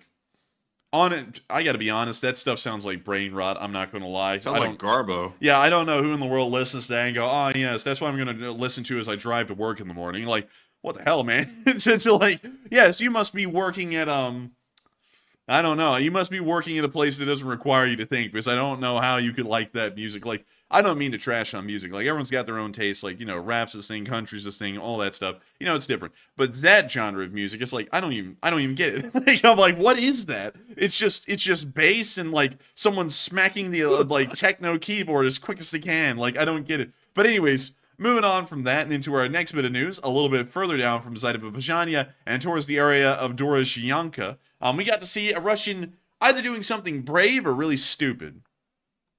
Oh, we didn't get to see him do it, but y'all know where to look for if y'all want to see it, and tell us what you think in the chat. But moving on from that and a little bit further down, we got some interesting developments going on in Cranky, because Cranky was a little cranky today. Moving on to our first clip, we got to see that the Russians had been knocked out once more, again on the left bank. Now, I did watch this clip, and it's good to go. It's good. All right, now we got epic cinematic music. We just got a smorgasbord tonight. And there goes the Russians. They're all in a group. No spacing, no concept of, trying to get the units spread out. They're all just in a cackle in the field. And that's fine, because the Ukrainians behind the screen of this drone are cackling at these fools for doing something so stupid. Watch as they land the drone right in the middle of the unit. And blink, and there they all go. To the boosh, right there. And there they go. And someone said that abomination of a music that we just heard a moment ago was actually called funk. Dude, like that's P-H-O-N-K, funk. Interesting to know, because that genre of music is all funked up. I mean, it's terrible. It's horrendous. Moving on from that, we also got to see an armored personnel carrier attempting to escape. Yeah, you already know this one ain't making it out of here. Man, guys behind the screen, we know it's not making it. But they're booking it, man. They're going like 50, 60 miles an hour. Oh, they're losing it. Uh-oh, it's coming to a stop. Про те, що наступний борт уже у повітрі, тут два попередніх теж пташиних бетера. And look at all the destroyed APCs that the Russians have lost in the Battle of Cranky, just on that road. За свізачком. 4 поряд, прямо як на зупинці маршруту. Old Warrior said, I can feel my IQ draining away. I could too. The Battle of Cranky be getting the Russians real cranky around here. Без виключень. Тупо бетери. Це, до речі, живий приклад інтенсивності роботи FPV. Дивіться, він тільки They literally parted right in the middle of the junkyard and said, please do your work. Dude, and they started working on it instantly. Like, it didn't even take any time. Oh, now he's on the move again. З'являється. It's puffing. Uh-oh, uh-oh. Вон один в курчах, вон другий напроти. What the hell's going on here? Whoa. Повільніше. Oh, they're picking him up. F7-ка. Get them, Bliet! It's the Suicide Squad, Bliet. What are Oh, he's leaving him behind! Oh, wait a minute, no he didn't. Almost left him behind. He said, get in, rat. Dude, he said, quick, you're about to miss getting killed. Hop in. Like, we on. Oh, literally right on the mark. And now he's right back out and running away. They said, damn, we just got the Easy Bake Oven Special 1000, 3000. Dude, they were sitting there going, it's kind of dark in here. I wish there was some light. And then the explosion lit up the cab. And then they're all like, oh, crap, not that kind of light. Get out. Секунд 7 тривав. Ну, звісно, то не кінець, то початок кінця. 8-й виліз, 7-й повертається. That guy got brushing his head, like beating the smoke off his head. А, мішок муки забули. Dude, that guy came out looking like Wile E. Coyote. Just all blackened and stuff from the explosion. Oh, man. Oh, that was a solid hit. A very solid one. It looks like it was with a mortar, actually. Oh, and it's toasting. Man, I saw some stuff flying. Ooh. Oh, I'm sure it was just, you know, some backpacks or luggage, you know. Worms. Well, I don't think it was worms, but I'm sure the worms will be eating it. But we can see the BTR continue to explode. And that's the end of the clip. But y'all all knew it. As soon as we heard Madjar's voice, that thing was not making it out of the area, ever. Moving on from that and into our next clip, we also got to see the 88th engaged in battle near the village of Cranky.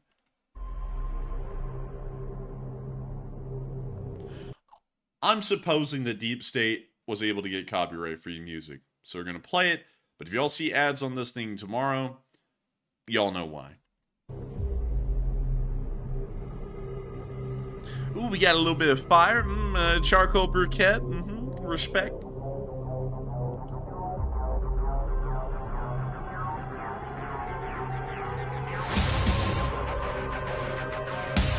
There's one man with one mission, and that is to grill the Russians. Well, the bass dropped and nothing happened. It's like, what a build up. I bet you there is a landmine right there. Right where the mouse cursor is, Matthew. Would you like to put money on that? I don't want to put money on it, but I'll say yes. I bet you there's a mine right where the mouse cursor is. I'm going to keep the mouse cursor there.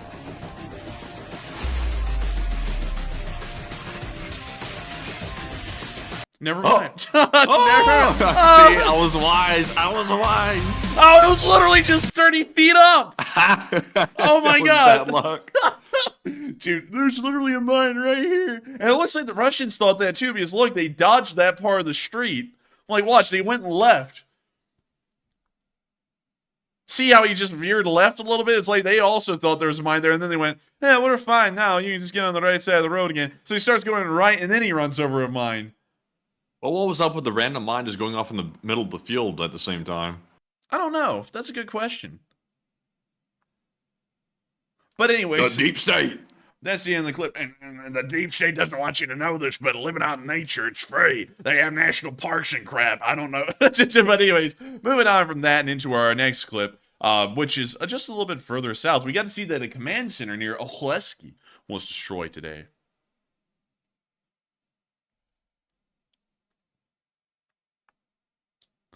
Butcher 777 said, spot the landmine could be the new spot the ball game. Yeah. Yeah, it's just more dangerous. But yeah, I like that idea. Нас термит ночью, блядь, даже подожгли, прикинь. На сантиметров 40 землю прожег, прикинь, крышу и землю нам. There goes the bomblets. Что ли? Я тоже не знаю, что это такое, какие-то шарики оттуда And вытащили, шарики какие-то круглые, блядь. Right on the command post, which is right there. Какие-то штучки, Knocking it out. Knocking it out. Like some pretty solid domestic abuse. But still, pretty effective stuff. Gotta say, mad respect. And wonderful to know the Ukrainians are doing some good work. Y'all know what's about to happen? We're about to hop down in the Middle East. Because things been going on down here. A little bit. We don't get a lot of clips out of Israel. We get like 5 a day. And you can see over here, not a lot of clips. There used to be a lot more, but it appears that video footage coming out of Israel is just kind of a little minimal. So it's become a very small news segment, so we just don't really have a lot of show for it. But moving on into Tel Aviv, we did get to see that the Qassam rockets are still being fired into Israel, and it appears that the Israelis are still successfully intercepting them. However, the debris poses a whole other issue. And in this video, the security camera footage, we can see that one of the Qassam rockets that had been intercepted by the Iron Dome ended up crashing through the roof of this supermarket, which kind of looks like an Israeli Aldi. But here's the clip. And there's the Qassam right there. Luckily, nobody was injured, but still pretty concerning.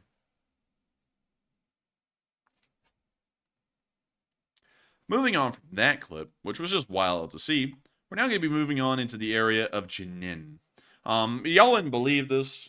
You know, I'm sure this is shocking to all of y'all, but every single town in the West Bank, as well as in the Gaza Strip, they're all called refugee camps. And let me show y'all Jenin real quick, just from satellite view. You can see some fairly large buildings here, you know, some pavements. Helipads, actually, as a matter of fact, concrete ones. We can also see some somewhat larger buildings here. This looks like a conference center nearly, but nevertheless, what's really interesting about what appears to just be a city is that its official name is the Jenin Refugee Camp. Kind of don't think it's a refugee camp. It kind of looks like a city. But, you know, those folks, they name them what they name them, and that's what it's technically called. We're just going to call it Jenin, but I thought I'd share that with you all, because you'll also see that all over the place, and you'll see a lot of the bigger news companies say things like the Jabalia Refugee Camp, or, for example, the Beit Hanun Refugee Camp, which isn't even a refugee camp. They just call it that. I've seen, like, one news company say that. But nevertheless, I just wanted to share that with you all, because if you ever hear anything being called a refugee camp inside the Gaza Strip or the West Bank, chances are it's actually just a city, and it ends up being called a refugee camp for really no reason at this point. Way back in the day, though, to explain how the name came to be, way back in the day in 1947 and 1948, they were refugee camps, temporary ones that were set up by the United Nations, but they quickly transformed from being refugee camps into cities, but the Palestinians kept the name, so that way whenever anything happened, they could say that the Israelis were attacking a refugee camp instead of it being a city like they are now. But anyways, moving on from that, just to share that with you all, because I think it's important to share, important for y'all to know, so that way whenever you hear someone say, you know, so-and-so refugee camp on TV, you know it's a city. It's not a refugee camp. It's not the tents that you're thinking about. They're actual buildings. But moving on from that, we did get to see that apparently some fighters in the West Bank in Jenin were able to apparently get the jump on some IDF soldiers. Luckily, the one soldier was only minorly injured from what we were told. The clip is not graphic, so it meets YouTube's qualifications where we can show it on stream. But one of the Israeli soldiers ended up getting shot in the leg, and what's even crazier is that the fighters ambushed these soldiers while they were escorting a fire truck that was moving into the town to try and assist with damage that had been caused from a Hamas IED. So Hamas creates a problem. First responders move into the scene, and they're escorted by the IDF because the area is dangerous. There's IEDs going off.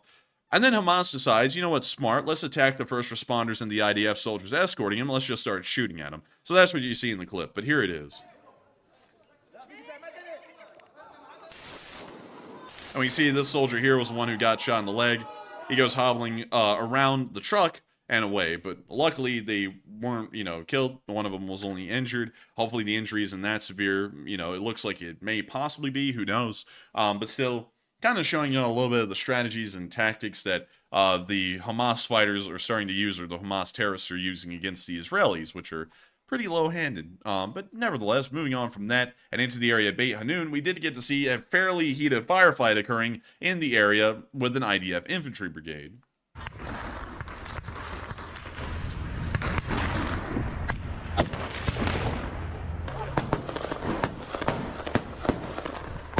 We see the IDF charging into the western side of Beit Hanun.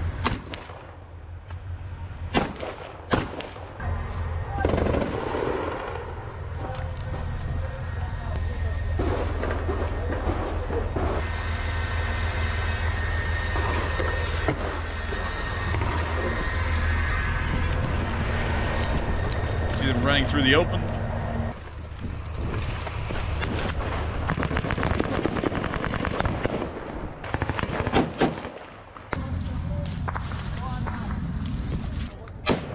See them moving through the orchards. Wait a minute, what kind of orchard is this? Is this grapefruit? Maybe? I can't tell. Kind of looks like grapefruit.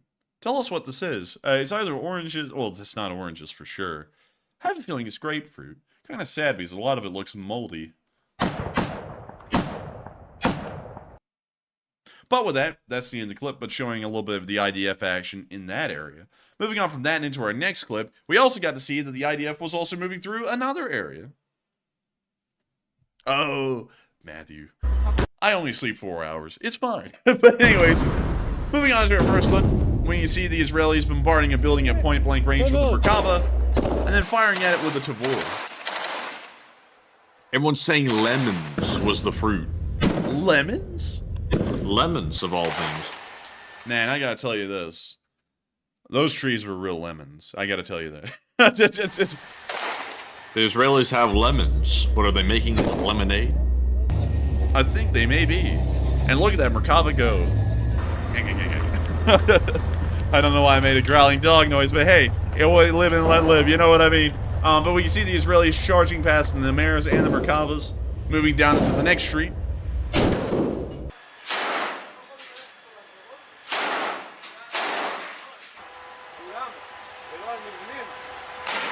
Is that a Z on the back of that? What? Where? Did you see that Z on the back of that vehicle? I think that might just be a unit marker, because, you know, I believe the Israelis use the Latin alphabet for unit markers in some instances, but I don't think that's in support of Russia or anything, because the Israeli government officially, you know, supports Ukraine, although we haven't seen a massive amount of military support go their way, and also the Ukrainian government supports Israel. So I have a feeling it's probably not indicating anything Russian. On top of that, it looks like that Z marking has been on that tank for a while. There's a decent amount of weathering and wear to that paint job on that Z. That's kind of weird, though, because the Z is becoming almost like the equivalent of like a swastika. Like, you don't want to put that on anything. And for them to even use it as a troop marking is kind of odd. Well, you know, we'll look into it. We'll look into it in these 2 seconds. That's it. That's all we got. We can see them moving on.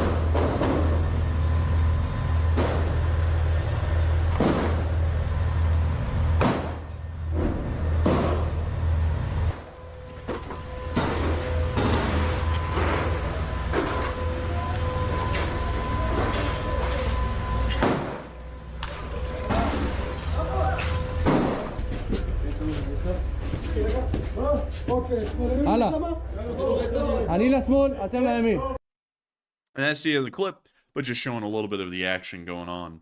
But moving on from that and into our next bit of news, that was actually all of it. I'm so used to having a massive news segment, but in the Israel news segment, there's just not a lot to cover. But there was some action and activity there from Israel today, and with that, we're now going to be moving back up to Ukraine to try and see if Zelensky did make a speech today, because last I saw he was in Oslo and he hadn't made a speech, and it looks like he still has not made a peach. So with that, there is no speech. I made sure to put a very clear indicator of that. He is in Oslo at the moment, and apparently is not able to make a little speech for the day. But with that, it is time for us to move on into the second. Well, actually, not the second, but one of the funnest parts of the stream. It is the part where we get to talk to all of y'all. And we also get to address all of the interesting questions that y'all have. I hope that y'all have enjoyed tonight. I've taken a moment to really make sure that we get to talk to y'all while the stream is running live. I hope a lot of y'all have enjoyed that, because usually the question segments and the normal news segments are pretty well divided, but I made sure to try and cover some of the things y'all were seeing in the live chat in advance. I hope that was really enjoyable, really interesting. It made it more fun to watch, and hopefully made the night even better. But with that, what do we got, Matthew? All right, so let's go ahead and jump right into our last poll of the night. And this question says, is Zelensky's aggressive attitude towards securing U.S. aid productive or counterproductive? 43% said it is productive and it's working. 32% said, I really don't think he's being too aggressive. 15% said unsure, and 11% said it's unproductive and not working. And while I will say that Zelensky is taking an aggressive approach to trying to get Western aid, I understand why he's doing that, because at the same time, if you don't act aggressively to get these countries to give you money, they're not going to give you anything. Because right now, Zelensky is going like ham. He's going all out trying to get the United States to pass Ukrainian aid, and even that's not working. So surely backing off and taking a passive approach is going to be even worse than that, because right now he's exerting 100% effort and not getting too many results at the moment. Hopefully that changes in the near future. I'm hopeful it will. I doubt we're going to just cut off all aid to Ukraine like instantly, but hopefully it doesn't start waning off over time. But Enforcer, what say you?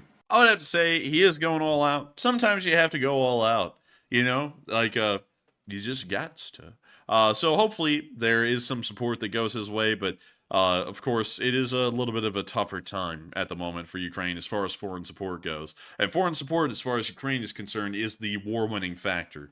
And so with that, I hope that does address that well, at least in my opinion. And with that, we are on to the next one. All right, and we're moving on to our Super Chat segment. And up first, we had the biggest Super Chat of the night from MN, who throws in a $200 donation. And huge shout out to you, MN, for that extremely generous support and helping to keep us running. And MN says, it took me many tries before I'm able to put through a Super Chat. And Merry Christmas. Merry Christmas. And Merry Christmas to you, MN. And thank you for the huge amount of support. That is probably, if I'm remembering correctly, I think that is the single largest super chat that we have received over all of December. And I gotta thank you so much for that massive super chat, because you are helping us to relieve a little bit of our stress and making sure that we can keep the channel running. Because while we will always make sure that it runs with or without viewer support, and we'll find a way to try and make sure that it keeps going, viewer support does really make everything a lot easier for us in the background. And so thank you so much for the massive support. And also, that's very interesting here that it took you multiple tries to send in a super chat.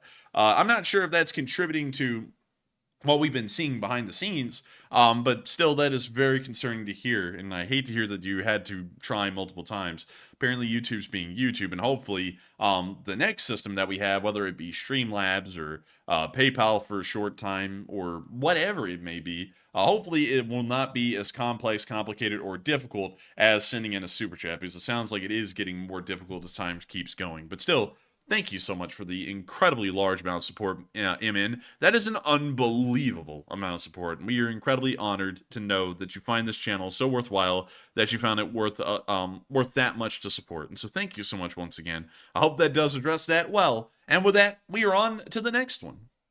All right, and our next super chat is going to go to Snow White, who's also a channel legend, who throws in a very generous $50 donation. And thank you, Snow White, as well for that support. And Snow White simply says, thank you. And thank you, Snow White, for being here. I saw that you said just a moment ago, though, that you have been banned and then unbanned. I was like, what? I was like, wait a minute, because I know that we wouldn't ban you, Snow White. And so if it was here, I think that may have been a YouTube thing, because I know sure as hell, because we see everything that happens in the control room. We didn't do anything if that happened here. But still, thank you so much, Snow White, for the support and helping this channel to keep on running and helping to make this thing possible, because once again, if it wasn't for folks like you, Snow White, who throw in support to this channel and help us to keep this thing running, we wouldn't be able to make this possible. We don't gain a cent out of anything besides y'all support. We don't gain a cent off of fundraisers. In fact, on Sundays, we don't make a dime. Both of us just work for free that day. I work the entire work day that I usually would, 5 days a week, when we're usually receiving super chats and actually making a living off of this, and we just do it for free that day. We don't earn a cent off of fundraisers, off of ads, off of sponsors. We don't have any of that. Y'all are the only thing that helps this channel to keep running, and we are greatly appreciative and greatly thankful to the Lee Spring Army for y'all's continued determination, not just to support Ukraine, but also to support this channel and make it possible. And so thank you so much once again, and I hope that does address that well. And with that, we are on to the next one. All right, and this one goes to Harvey the Drummer, who's also a channel legend, by the way, and he throws in a $50 donation. It's good to see you once again, Harvey, and thank you for your support as well. He says, I'm a religious agnostic. He says, but I just want to say Merry Christmas, Happy Kwanzaa, Happy Hanukkah. Oh my goodness, I just skipped that one. He says, Happy Winter Solstice, and long live the LSA. And I'm glad to know this is an all-inclusive community of like-minded people, and Slava Ukraine. And Slava Ukraine. And thank you so much for the support, Harvey the Drummer. And thank you for wishing everyone a happy holidays as well. I hope everyone does have a good one, because Christmas, in particular, is a great holiday. It's my favorite holiday of the entire year. And I gotta say, I love the Christmas cheer. And I love the eggnog. The eggnog is really like the icing on the cake for the whole holiday. But with that, thank you so much once again for the support. I hope that does address that well. And of course, thank you for being a massive supporter of this channel and helping us to make this thing possible. And so with that, thank you once again. I hope that does address that well. And before we move on to the next one, I just saw Mark Rumbold say, Enforcer Matt, you guys are more than war content. You're a message of hope. And I thank you so much for the high praise. I feel like we don't deserve that because, like tonight, I bet many of y'all can tell I was deflated at the very beginning of the show, especially hearing that Warthog Defense just got banned off of YouTube literally today. That could happen to anyone. It could happen to us. And considering that we keep everything running just off of this channel, you know, like we are paying our way through law school off of this channel. That's very stressful to think about that could just come to an end. And then what do? You know, YouTube could just screw us over and we have no recourse or no alternative. So I thank you so much for the kind words. I feel like we're not deserving of them, but it is incredibly generous of you and kind for you to say such a thing, and I thank you so much for it. But with that, we are on to the next one. All right, and the next one goes to Marion Deemer, also longtime channel legend, who throws in a $30 donation. And thank you very much, Marion, for that support. And Marion says, stay here for us. Stay. You guys rock. And thank you, Marin. We will stay as long as we aren't banned. We plan on staying. I'm not going to give up and quit. I've never been one to give up and quit and run away and hide and do all that kind of stuff. Never been that. And things have gotten pretty tough in the past. You know, it's just that whenever it ends, you know, like the last thing that all of y'all, you know, of course, were around for and saw. That ended, and we were like, okay, it's going to be over now, and hopefully it'll be smooth sailing from here. No, it wasn't. Then we just move on to the next thing, and it just becomes another problem. But we're never going to quit, because no matter how difficult it gets or anything like that, I'm not one to ever just walk away and quit something because of someone else. That's just never been me. I always make sure to try and get everything done and just complete it. You know, damn everyone else and what they think or what they say. I'm here for a purpose and I'm just doing what I do. And so thank you so much for the support and saying that, because I agree wholeheartedly with statements like that. We are not going to leave. We are not going to give up. We're going to stay on this platform until we're banned. And hopefully we never will be banned. So hopefully that day will never come. And so with that, thank you so much once again, Marion Deemer, for the support. I hope that does address that well. And Matthew, what do we got? All right. Yeah, bless me. Whoa, dang. Dang. But anyways, moving on to our next super chat question. We have one from the old Tomster, who puts in a $30 donation. And thank you, old Tomster, for that support. He says, guys, I'm not saying I did research and not saying that I endorse any of these, but check out Vimeo, Vivo, Metacafe, Twitch, and Daily Motion. And thank you so much for the support, and thank you for giving us some options. I would look into them, but I know of a few that wouldn't work.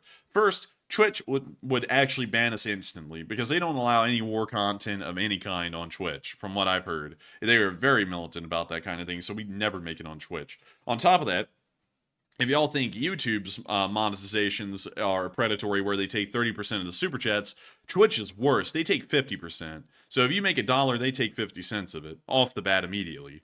So, you know, you're looking at something even worse over there because, you know, they're just taking half of everything you make. And then on top of that, after you get done with that, then the U.S. government takes about 35% of whatever you have left. So at the end of it, you're making about 30% of what you're actually earning. So that's something that we're not a big fan of doing, is going to Twitch, because we just wouldn't be able to do it over there. But Vimeo, Vevo, Metacafe, and Daily Motion, I don't really know enough about those to be able to approve them or shoot them down. But for right now, I plan on staying here. And honestly, if the time ever arises where we have to ask the question, what platform are we going to?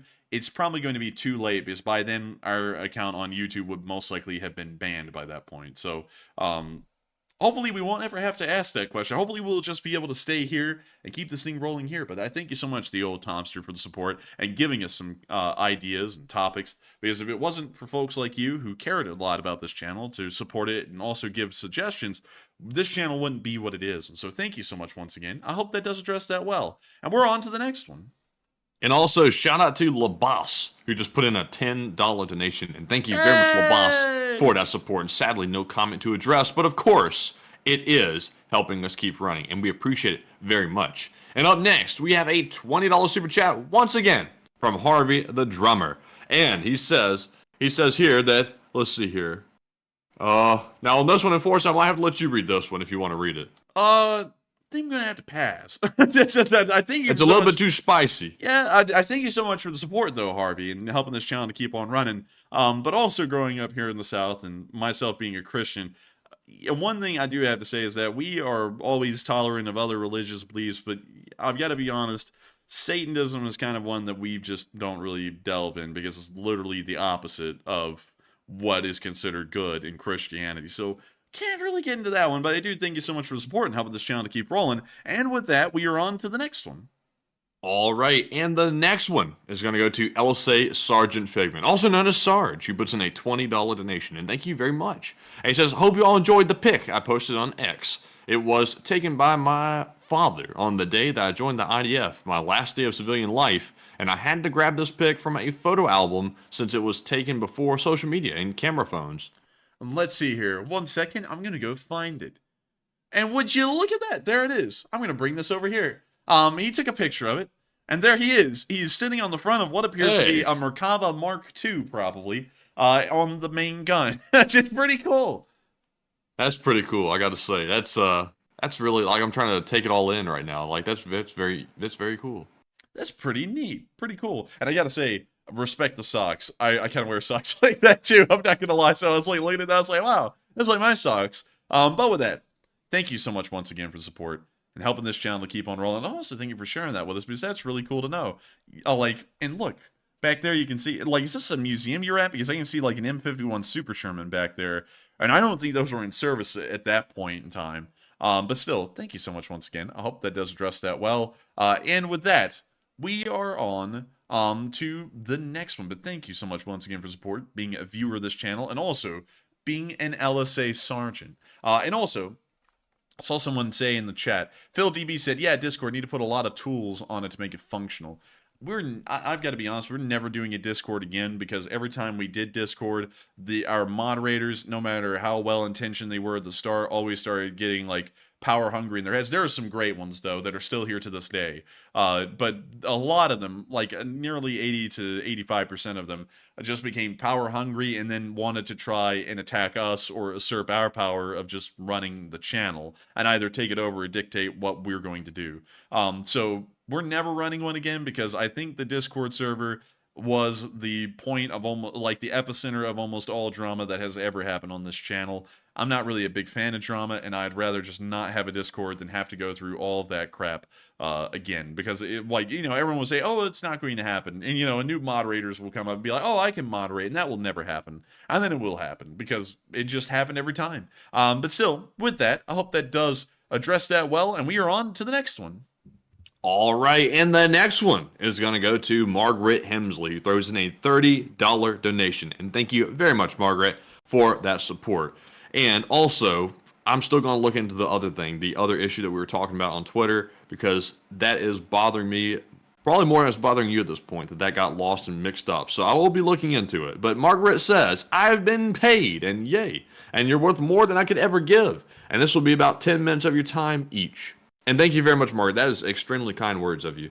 And I gotta thank you so much, Margaret, for the incredibly kind words and the support. And I have to agree with Matthew. Both of us were actually talking about that literally when we went live. We were actually talking about that during the 10-minute countdown too. What has happened with that? We were trying to figure it out. But of course, with the postal service being the postal service here in America, who knows what happened? And hopefully we'll be able to get to the bottom of it and figure it out. But it's aggravated us so much. We thank you though for that. And we wish we could have gotten it. Hopefully we still will be able to find a way to get it. But we are just you know, we were very angry about that before the stream, and we feel for you completely. And also, I want to thank you for the kind words as well, because that the $30 super chat is not worth 10 minutes of our time. A $30 super chat is worth all of our time on this stream. Any support is amazing support. And I thank you so much, Margaret, for finding this channel worthwhile to support, because with folks like you who have been able to look after this channel and help support us so that way we can do this as a job, we've been able to make this thing possible. And so your $30 super chat isn't just 10 minutes. It's not 20. It's not 30. It's the entire stream. It's the stream in infinity, in perpetuity. And so thank you so much once again for the incredible support and helping this channel to keep on rolling, and thank you for being one of our Australian viewers. And we are still going to look into that situation and try and figure out what is happening. But with that, we are on to the next one. All right, and the next one goes to Ari Sawini, who puts in a $20 donation. And it is, and Ari says, started work early today and finished early. I feel good, and PayPal could work for me too. And thank you so much for the support, and I'm glad to hear that PayPal would work, at least temporarily. I think that's going to be our stopgap solution for a little bit, because I don't really want to make that permanent. I think Streamlabs would be a better option, and I thank you so much for the support and backing that up all the way. But of course, thank you so much once again. I hope that does address that well. And with that, we are on to the next one. And the next one is going to go to Jose Diaz, who puts in a $20 donation. And thank you, Jose, as well for the support. And also, I got mixed up earlier. I thought he was leaving, but actually he was telling someone else good night. So Jose is still here. And thank you very much, Jose. He says, Enforcer Matt, you are both doing an outstanding job protecting freedom around the world. And the LSA community loves you both. And Slava US, EU, UK, Canada, Australia, Ukraine, and the free world. Slava Ukraine. Oh, shucks. Well, I thank you so much for the kind words, Jose Diaz, Commandant of Puerto Rico and the Lee Spring Army. And I gotta thank you so much once again for being a massive viewer of this channel. We see you here pretty much every single night. I don't think there's a night that you've missed recently that I can think of. And I gotta thank you so much once again for being behind us all the way and being one of those amazing viewers of the Lee Spring Army that gives me the inspiration to get on here every night and make sure that we have news to cover. It means a lot to us that folks like you have been with us for so long and have helped us to keep this thing rolling. And I thank you so much for saying such kind words again tonight and encouraging us to keep the thing going. And so with that, thank you so much once again. I hope that does address that well, and we are on to the next one. And our next one goes to Santiago Flores, who puts in a 20. And huge shout out to you, Santiago, for that support. Hey! And also, he says, for the coffee, the pizza school fund, and I'm puzzled about the tank tactics in the war. And I thank you so much for the support to the coffee and pizza fund. I remember back in the day, Matthew, when every single super chat was about a fund. Like it was a coffee fund, a pizza fund, a donut fund, a gas fund, you know, every fund. But thank you so much for that. That is like a blast from the past whenever anyone says something about a something fund, whatever the fund may be. But moving on from that, tank tactics in the war are in a limbo from what they were in prior doctrinal, in prior doctrines. They were a lot different. Nobody really knows how tanks are supposed to be used in this war at the moment because of the drones. So it's kind of a mismatch, and sometimes there's a lot of room for the tanks to be misused, and that's why it's just confusing. Like, we can try and make sense of it, and while there's, like, general rules that some, the armored forces go along with, other times it's just kind of a free-for-all. Whatever the tank commander wants to do is done, and there's really no rhyme or reason or actual doctrine behind it. But still, with that, I hope that does address that well, and I thank you so much once again for support and helping this channel to keep rolling. And with that, we are on to the next one. And we have a 20 from Mark Del Villano, or Villano, I think I should say, not Villano. But thank you very much, thank you very much, Mark, for that support. It says, any idea why only the possible poll answers and not the poll questions are being presented to some of us? And Mark, I wish I had the answer to that question because I don't know either. Some of you can see the poll questions and some of you cannot see anything except for the answers like you're saying. So I don't know what it is. I'm chalking it up to a YouTube problem because, you know, they're the ones in charge of coding the thing and it appears not to be working. But it could be a hardware problem, but I'm kind of leaning toward it's a YouTube software or coding problem. But sorry about that. And I try to post them in the chat whenever I see that they Oh, you cut out. What say you? Oh, God. First off, I got to thank you so much for the support and helping this channel to keep running. And I think Matthew addressed that better than I can, because we don't know why YouTube is doing things like that. It aggravates us as much as it aggravates y'all. I can promise y'all that, because we are very adamant on making sure that we can get the highest quality show for all of y'all that we can possibly do. The news has to be high quality, the presentation hopefully is high quality, and everything else, all of the trimmings, the polls, our interactions with you on the live chat. We want y'all to be very happy. Regardless whether you support the channel or not. We always want everyone to really enjoy their time here. The thing is, though, is that YouTube is making that very difficult for us, and in instances like that, we don't even know why it's become so difficult for people to vote on polls or see the prompts. So sadly, we don't have an answer for that at the moment, but I do thank you for the support and help this channel to keep on running, because while YouTube may be screwy, the Lee Spring Army stands strong. And so with that, thank you once again, and we are on to the next one. All right, and up next we have another super chat from the old Tomster, who throws in a 10. And also, I just saw that apparently I was lagging while I was talking a minute ago, so I sound like a robot. Now, what do you know? Add to the list of woes. But anyways, the old Tomster, who's already left for the night, sadly, he said, here's a few bucks for the cause, and what do you guys think of Patreon? Patreon, we have a Patreon. I'll actually show y'all. Let's see here. Some of y'all are gonna be like, "Wait, man, we've never heard about this Patreon." Yeah, yeah, y'all never have. I know it's for a good reason. One, it's only on the videos, and two, let me go down to here. 1 second. Well, where in the world? Hang on, let me go see how I can view my own page. Let's see here. So, here is the Patreon.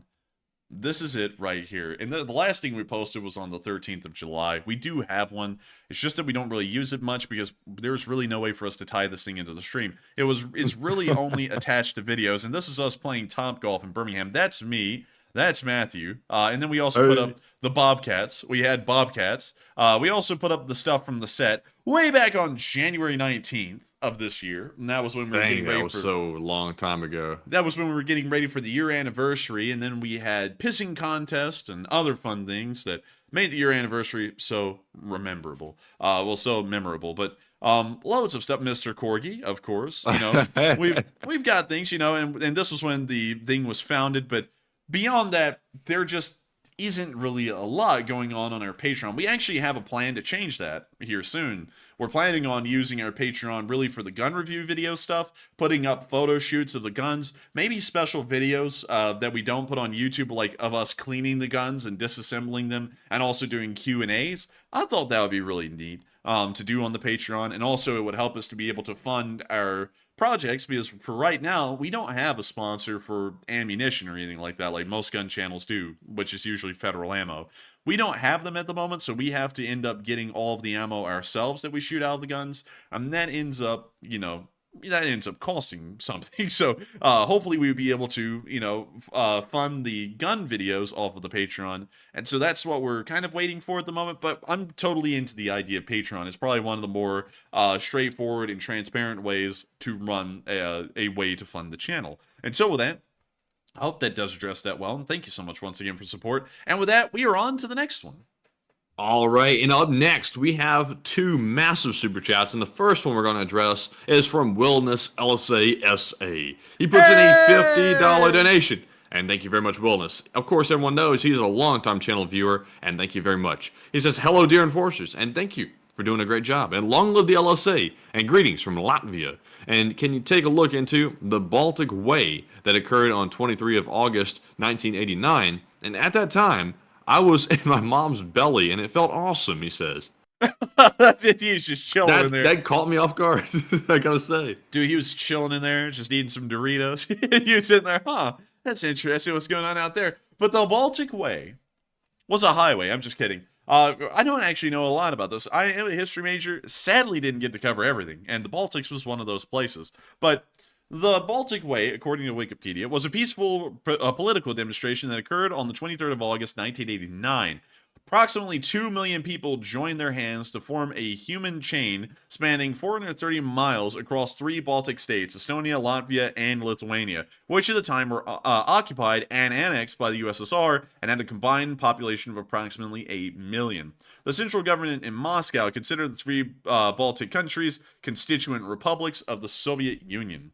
And then it goes on to explain a little bit more detail, but that is really interesting to know because I didn't know that that was a thing. And I'm guessing that this was because of Glasnost and Perestroika, people were allowed to do this kind of stuff because this was really the only time in Soviet history I think we saw these kinds of things happen where there wasn't just violent repressions of the public. So very interesting to know that you were going to be born in a bit while this was going on, and that is really cool. And look at that. They even have a monument for it in Vilnius, in Lithuania. Oh, look at that. That's a very colorful one.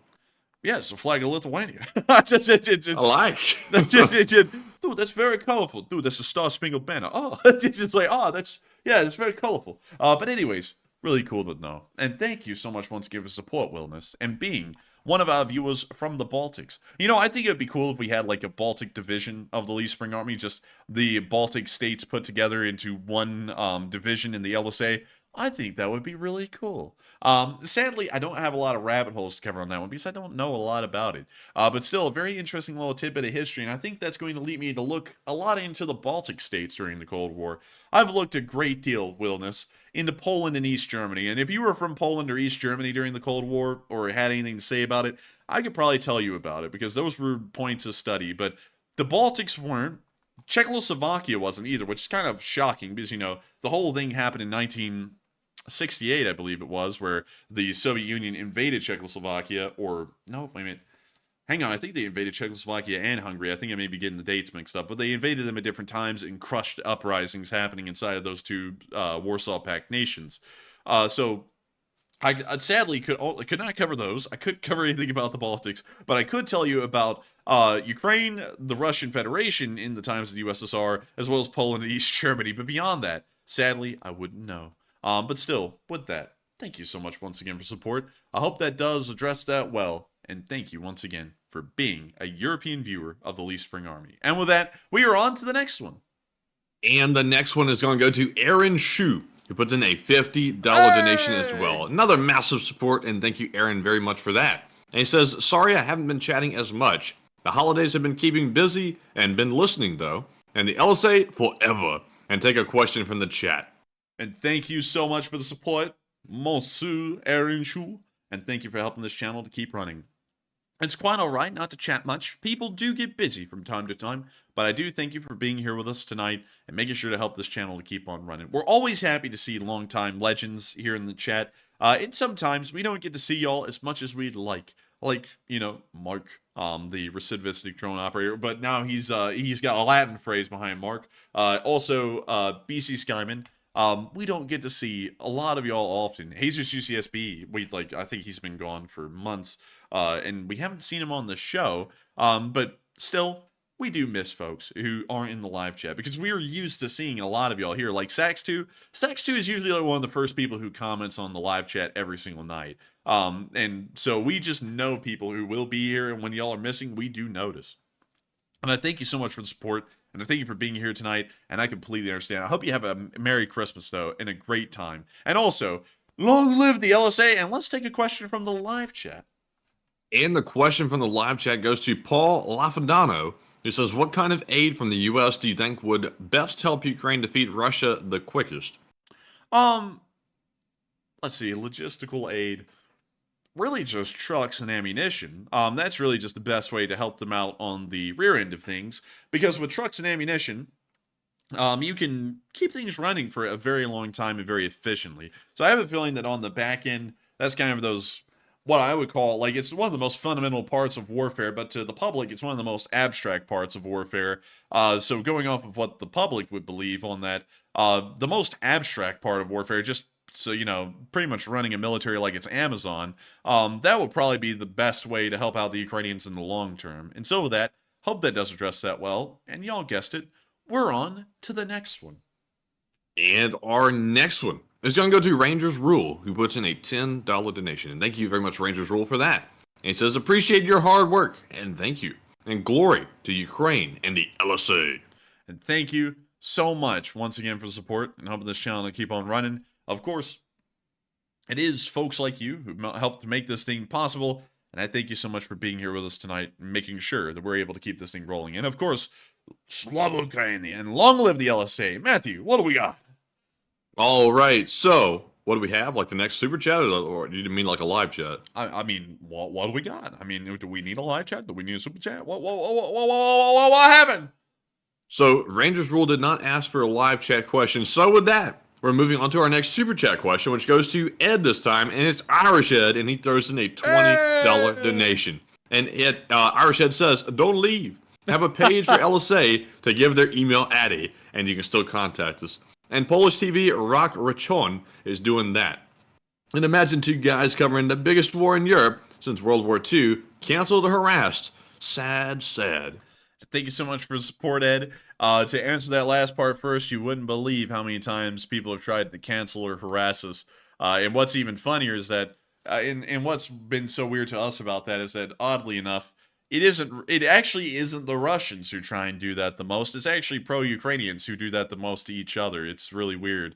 And that was really something that blew me away. And so, really a learning lesson there. But anyways, moving on from that, we would do something where y'all would give the email, but at the same time, we're always scared of y'all getting scammed, because whenever we start being really, like, the best way I can explain it, loosey-goosey with things where, you have like 9 different ways to support the channel, and, we were like wanting everything from your email address, maybe even your postal address, could end up getting scammed. And it actually would happen quite easily, because I know back in the day, I almost got scammed a couple of times from people posing to be an organization, like, for example, Gaijin, which, I play War Thunder, so whenever I got an email from Gaijin where it's like, hey, something has happened with your account, and then it would be a fake email, and I never gave my security information to it, but I always seriously considered that stuff, and I know that a decent amount of y'all are like me, and y'all would do the same thing, and I always want to make sure that we keep y'all safe, even if it's to our detriment to a degree.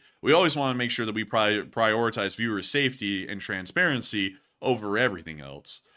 It's just as a defining principle. Not a lot of other YouTube channels do that. A lot of other YouTube channels would be more than happy to take your money in every single way they possibly can, and as much of it as possible, and then just leave you high and dry at the end of it all. I'm not into that mindset, because I would feel like a real ass if I did something like that, just be completely frank. And that's why we don't want to, make it too, involved where, any request seems like a valid one, like asking about an email or a mailing address or something. Because there are scammers out there, and we've actually had scammers in the past before make fake enforcer accounts and go into our comments section and tell people directly in the comments, replying to them, hey, thank you so much for liking this channel, support us on WhatsApp. And we didn't even have a WhatsApp. Like, it's like, this is a scammer, and they happen at least 5 separate times with 5 different accounts. And so that's why we're always making sure that everything is as streamlined and as simple as it can possibly be, so that way there isn't any leeway or room where people have to ask the question, is this potentially a scam, or is this really the enforcer? But with that, generally speaking, if you ever seen one reach out to you and say, excuse me, good sir, could I please have your information, like your credit card number? Or someone says, hello, my friend. That's also probably a red flag when people talk like that. Oh, man. And also another thing, I saw some people say, let's see. Let me see here. Someone said, so many people, wait, hang on, that's not it. That's not it. Dang, where did it go? Well, I wish I could find it, because I was going to address a live chat, but sadly I can't find it again. But with that, I hope that does address that well, Irish Ed. A good idea, though. A very good idea. But I always want to make sure that we prioritize safety over everything else, even if it is to our detriment. And also, one more thing before we move on. Let's see. Have a page for the LSA. I would do it, but I just, there's room, there's a possibility that people could start getting scammed, and we always want to make sure that people aren't. And so with that, thank you so much once again. I hope that does address that well. And with that, we are on to the next one. All right, and this one goes to Notorious GRG, who puts in a $10 donation and says, tomorrow I will have to send my sweet Demi, my Shih Tzu, and I can't believe I have to put my dog down at Christmas. War sucks, and YouTube sucks, and life sucks. And I really hate to hear that, Notorious. That is always a very difficult thing to have to do. And I can just recall It's happened to us, I think, twice, and it never gets easy. And I really do like my condolences for that. But Enforcer, what say you? And I gotta say, I hate to hear that as well, Notorious GRG. I wouldn't say the life sucks. It will get better, I promise you that. But whenever you have to put a dog down, it's always very tough. We've had to put down our 2 German Shepherds in the past, and we had to put down our Husky, and then out of all of that, and I got to tell you, we were crying and bawling for days, if not weeks, after we had to put the German Shepherds down.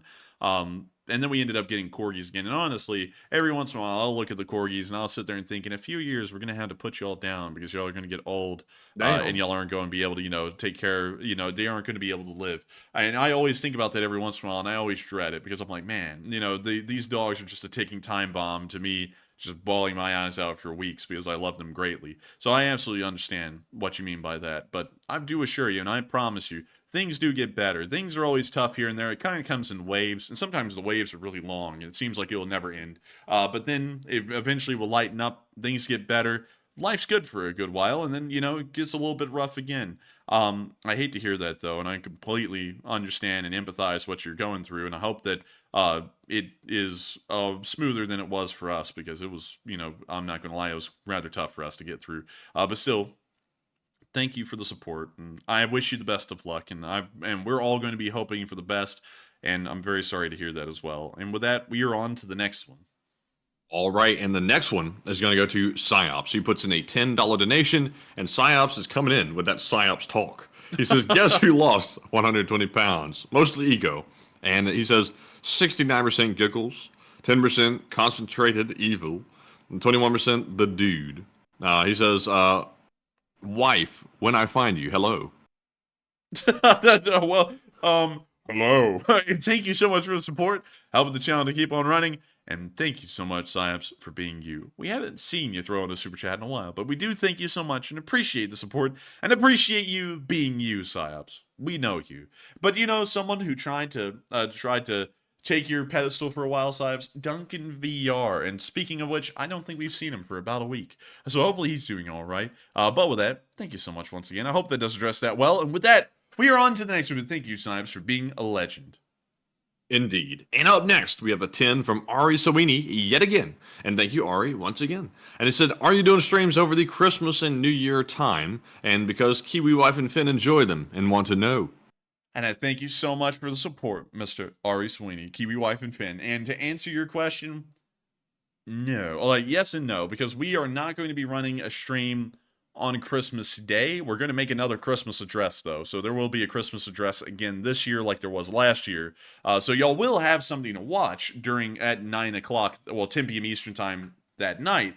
It's just that it won't be live and it'll be somewhat short because we want to make sure to enjoy our Christmas as best as we can. I don't know if we're going to be doing anything with our near and dear friends, Matthew, and you know who those folks are. I don't know if we're doing anything with them on Christmas Day. And on New Year's, usually New Year's for us, I mean, we don't really celebrate New Year's much because, we don't drink. And usually New Year's is a real drinking-oriented kind of a celebration. So we usually don't. So I will tell you, we will be off for Christmas. I don't know about New Year's Eve, but we will have to wait it out and see. And I hope that y'all do enjoy the Christmas address. And Matthew, I was hanging out with our near and dear friends a while ago. And you know what they said, Matthew? And this blew me away. They're like, oh, we have YouTube channels. And they started showing me videos from their YouTube channels from years ago. Really? Yeah, they did. And then they pulled up the Christmas address because that's what they said. They said that they showed their entire family the Christmas address, like their extended family, everybody. And I was like, oh, and then I looked at it and I was like, oh, God. Dude, we looked totally different a year ago. We were completely different sounding, completely different talking, completely probably different. Sound like I had a little bit more sanity back in the day, to be honest. I feel like I've lost a lot of sanity this year because of law school. But, I do remember that they did watch, even though I wasn't there the other day. They sent you a picture, over the Instagram. They sent me a picture of literally me standing there looking like I was trying to mug someone or something in the opening frame of that video. Oh my goodness. I was like, what in the world is this? But dude, we were all hooting and hollering over there looking at that video and their videos. For some reason, man, all of the videos, they were just so funny because Like everyone's grown up since then, and I've got to be honest with y'all. Anything that's about 6 months old on this channel, I hate it by this point because we've changed our presentation style enough that it's different enough that I can look back and hate what we used to do. So luckily, I don't have to ever go back and watch y'all streams, thank God. But still, thank you so much once again for the support and helping this channel to keep on running. And I hope that does address that well. And with that, we are on to the next one. All right, and the next one is going to go to Psyops, who throws in a 10 this time. And he says, I sure hope that no single career-focused lady kidnaps me and forces me to be a stay-at-home dad. And that would be so terrible, he says. He's just helping the slash writers. And he says, ha-ha-ha-ha-ha-ha-ha-ha-ha. Ha ha ha ha ha ha ha ha ha. It'd be like the you know, the Stephen Hawking's voice translator machine. Ow. Owie. Or whatever. But anyways, thank you so much once again for the support, Psyops. And I have to say, that would be terrible. Think about it. You'd stay home all day. You wouldn't be productive. What would you doing? What would you do? What would you do, Psyops? But hey, I mean, you know, couldn't really complain. Honestly, I would like to take a moment to just do nothing for a day. I only get one day off, and usually that day was Monday, and then during law school, I just didn't get the day off because I was at law school all day. So I'd kind of like get the afternoon off, but that was it. So I really, honestly, y'all, I wish I could take some off time. In the I almost said it. The plague wasn't really off time because I was just sick as a dog that whole time, so didn't really get to enjoy that. I just kind of sat around sick as hell, and didn't enjoy any of that. But maybe one day we will have like a day off or something. I mean, that'll be Christmas Day. But with that, I thank you so much once again for support, Sobs. I just addressed it well, and I hope you have the best of luck finding what you're looking for. And with that, we are on to the next one. All right, and up next, we have a $10 super chat from Trister1, the channel legend. And he says, Got that dog in him. Because you got that dog in you. And I got to say, roll tide, I'm telling you. I think the Roll Tide folks are elephants, though, aren't they? They're big elephants, I'm telling you. We got to address the elephant in the room. Man, go dogs. That's it. I got to thank you so much for the support, Trister1, and helping this channel to keep running. And I thank you for giving a shout out to them dogs, because we got them dogs in the backyard. Yes, sir. But with that, thank you so much once again for the support. Hope that does address that well. And with that, we are on to the next one. And the next one also goes to Psyops yet again, who throws in another 10. And thank you, Psyops, for that support. He says a secret message to a special person. He says, good night to you, sweet dreams. And he's also said unicorn poop and sleep well. Well, to whoever that special message was for, you just got it. And I thank you so much for the support as well. Now with this channel to keep on running while you send that special message to a special someone. And so with that, thank you once again. I hope that does address that well. And also, Matthew, I saw that mom say, yo, I gotta say, though, I do less work as a paramedic than I did as a stay-at-home parent. Kids are wild, feral. I'm going to completely agree with you. I think stay-at-home moms work an incredibly high amount. Like, raising a kid, a lot of people act like that's a pretty simple affair. Like, you know, you just throw them in, like, a nursery or a daycare or something. I gotta be honest with you. Like, raising kids has got to be the most difficult undertaking that anyone can do. It takes a lot of time and effort if you do it properly. You know, if you do it improperly, you know, the results are, you know, you see them out there in the world these days, you know, like, they're socially, like, inept. And there's like, it's growing every generation. Like, I remember, Matthew, remember when we were in high school and they took us to the elementary school for some reason, for something, and you saw, like, the next generation of kids, and you're like, these kids are, like, they have no social contact with the kids literally sitting beside them. They're not even talking to them. I'm telling you, man, it's a big deal. Yeah, they're those iPad children, you know what I mean? Yeah, like, man, I gotta tell you, the iPad, like, I gotta tell you, like, I was not a big believer as a kid that technology was actually having an impact on kids, because I grew up with technology, at least in a primitive form. But with how people, like, shove an iPad in front of kids these days, and how detached that makes these kids, like, I think it may actually be an issue. It looks like it's detrimental to a lot of their social development, because you got to actually deal with people. You know, it's kind of like, and y'all all know this is true. It's kind of like how homeschooled kids kind of aren't, like, socially acclimated, you know, to where they talk and conversate, you know, normally. They're kind of a little, you know, they miss cues every once in a while, I think is the best way to put it. Nothing against homeschool kids. They're actually pretty nice folks, but social cues they aren't really the best on. And it's kind of becoming a lot more common with the iPad thing. And I don't mean, to make a stance there, but at the same time, I think it's very important to take some very good time raising kids, because that time, it'll never come back. And those kinds of habits and development that they have at the very early age, it's permanent on them. They know that for the rest of their lives. So if you put no effort into raising a kid, then they will have no effort, in their soul as they move on throughout the rest of life. But that's just my opinion, but I'm not here to tell you how to raise your kids. Y'all are Americans. You do whatever the hell you want. Or really, if you're from wherever in the world, you do whatever you want. But with that, I hope that does address that well. And Butcher777 said, kids on iPads. Wait, I had to address this one. Kids on iPads in restaurants, to keep them quiet grinds my gears.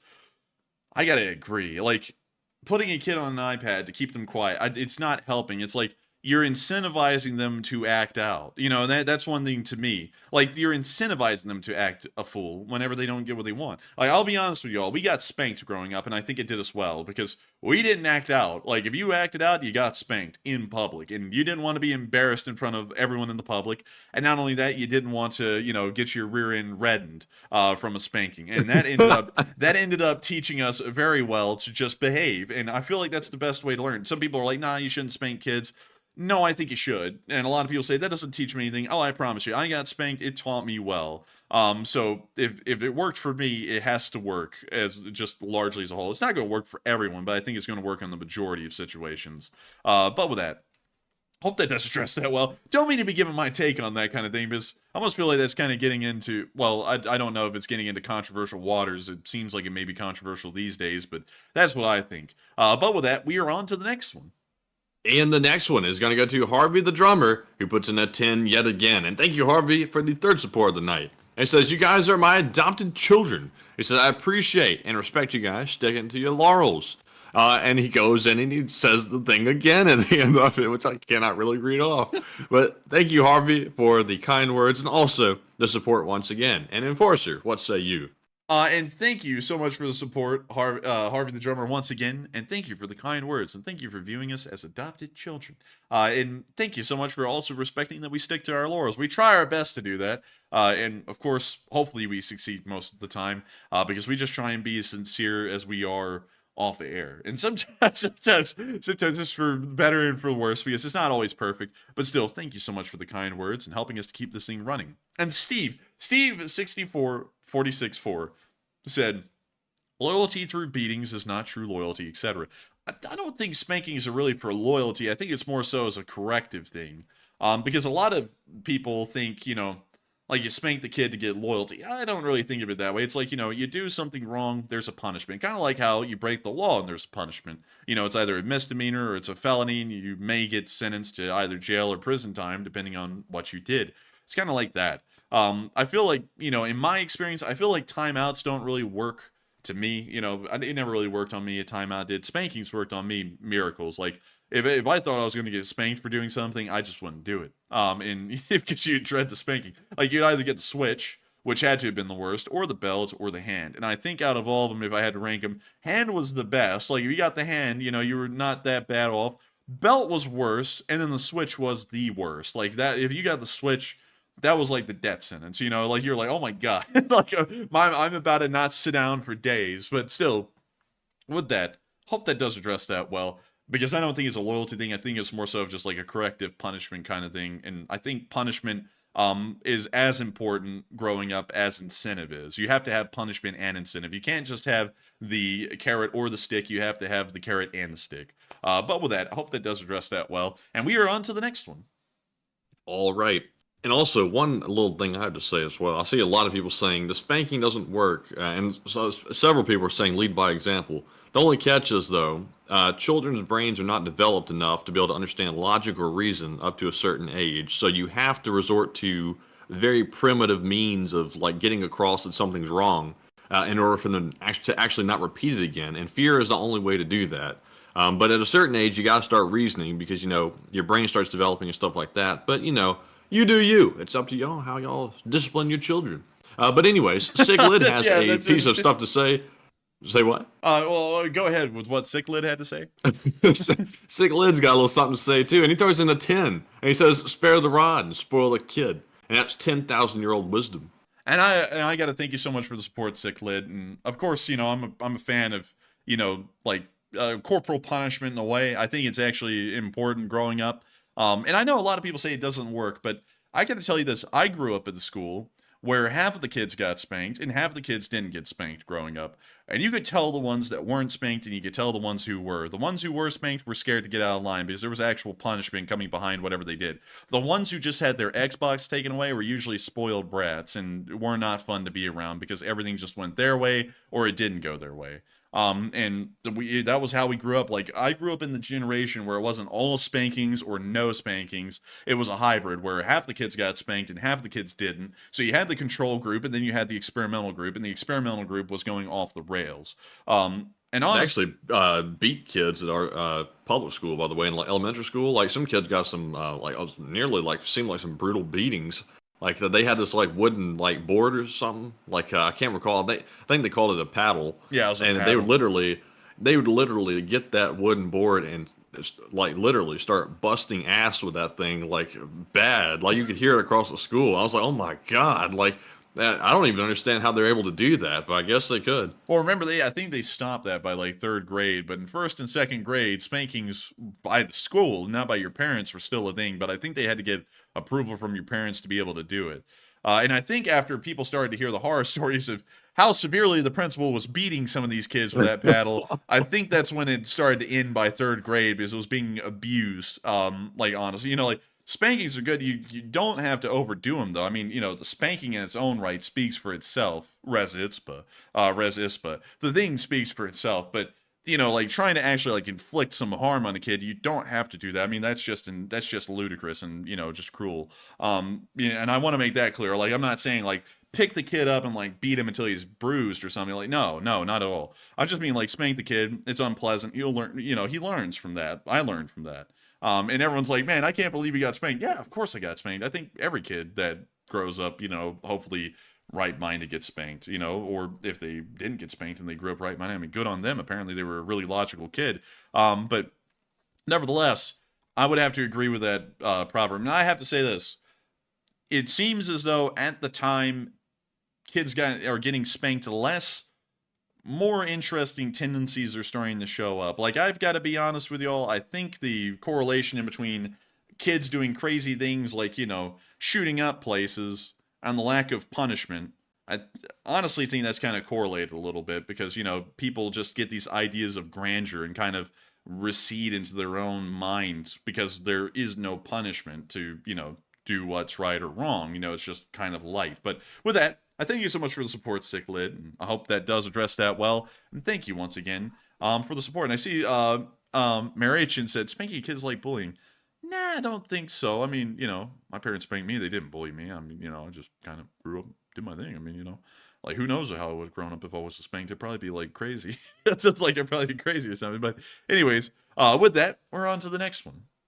All right, this one goes to Ari Sweeney, who puts in a 5 and says, this is definitely not a sea of green invite because it's not Friday. Yeah. Well, with that, I thank you for supporting. It isn't Friday. It's Wednesday, and I almost forgot. But with that, we are on to the next one. And thank you once again for the support. And up next, shout out to Boss Sabasa, who puts in a $2 donation but does not leave a comment. But thank you very much, Boss, for that support. And also, we have 2 final super chats. This one is from Neil Vizinot and also Barry Woodward, and they each put in a 2, and they both said, F you, YouTube. Well, I thank both of y'all for the support, helping the channel to keep running, and also telling YouTube where to put it. And so with that, thank you to both of y'all so much once again for the support. Hope that does address that well. And with that, we're about to be moving on as the live chats. But interestingly enough, I'm actually hearing that apparently in Australia and Denmark, if a parent spanks their child, you can end up in jail for that. That's wild. That's actually pretty wild. I don't want to tell y'all how to raise your kids, because if you have kids, that's up to you. Like, whether you spank them or not, that's your own thing. Like, honestly, if I'm raising kids, there probably will be spankings involved. That's just, how it works. It's how it worked for me. It worked well for me. And going off of that, it's gotta work apparently. You know, I don't know about the other kids. I grew up with kids who didn't get spanked, and they were always nut jobs. Like, they just did whatever they wanted. They were like sociopaths.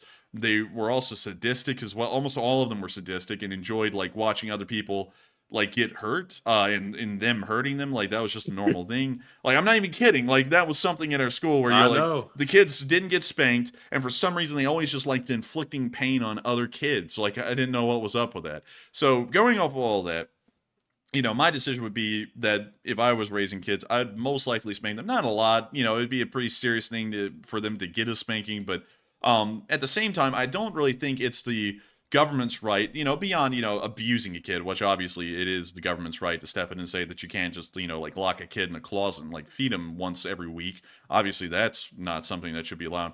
But telling you how you can raise your kid, spanking them or not, I don't really feel like that's a government's role to get that involved in one's parenting. But with that, we are on to the live chats. And so, what do we got, Matthew? All right, and up first, we have our Morse code decoders of the stream. Tonight, we had the whole roster. We had Cliff Simonson, Mark Hodges, Earl Bernew, Paul Schultz, Kevin J, Rumpelstiltskin, Tox Bananas, and Thailand's LSO. And they said, the Morse reads, the Russians have to be one of the most vile fighting forces on the earth. They will be crushed. LSA, Slava Ukraine, and Slava LSA. And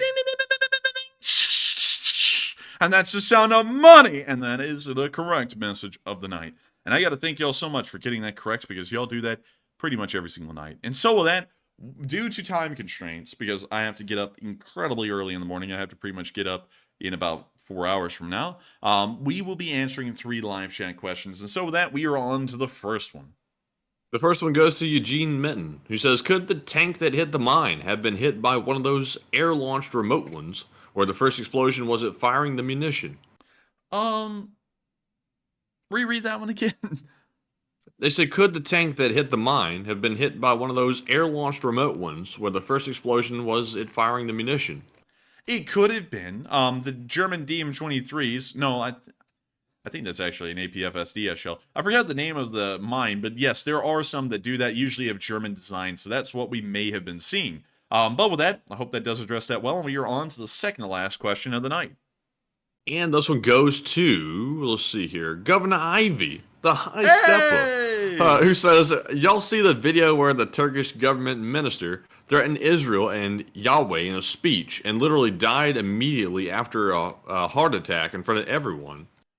No, I didn't. I never saw that clip. But I will look into that, because that sounds pretty wild and pretty crazy as far as, you know, world diplomacy things go. But with that, I hope that does address that well, and we are on to the final question of the night. And so, who is the lucky last person who threw in the lucky last question of the night?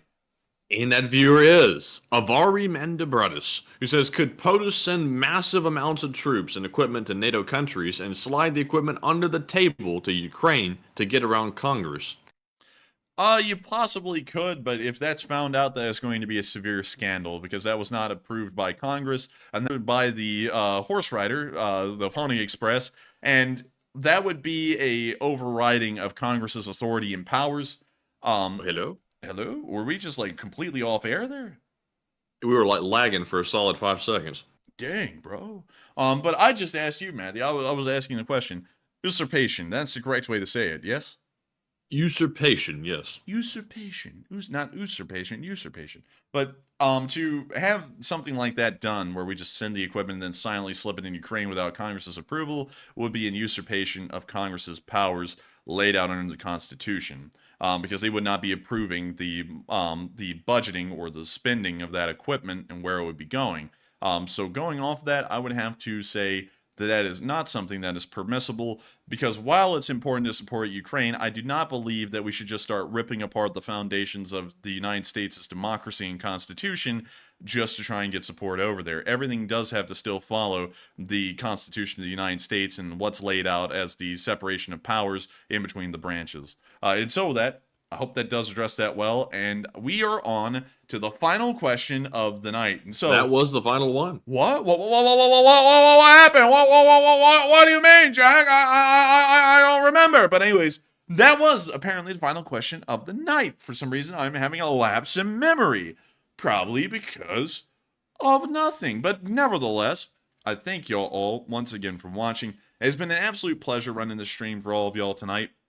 And of course, I thank every single one of y'all for hitting the like button. We got up to 3,500 likes before the stream rounded out.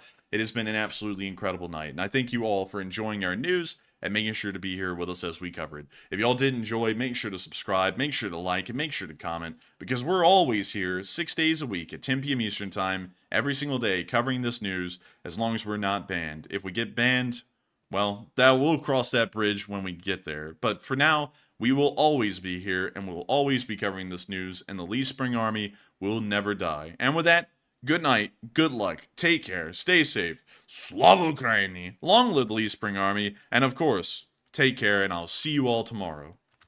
And good night, folks. We'll see you all tomorrow. Get you some rest. And, of course, Slava Ukraine, Slava LSA, and yes. Good night. The Lee Spring Army sends its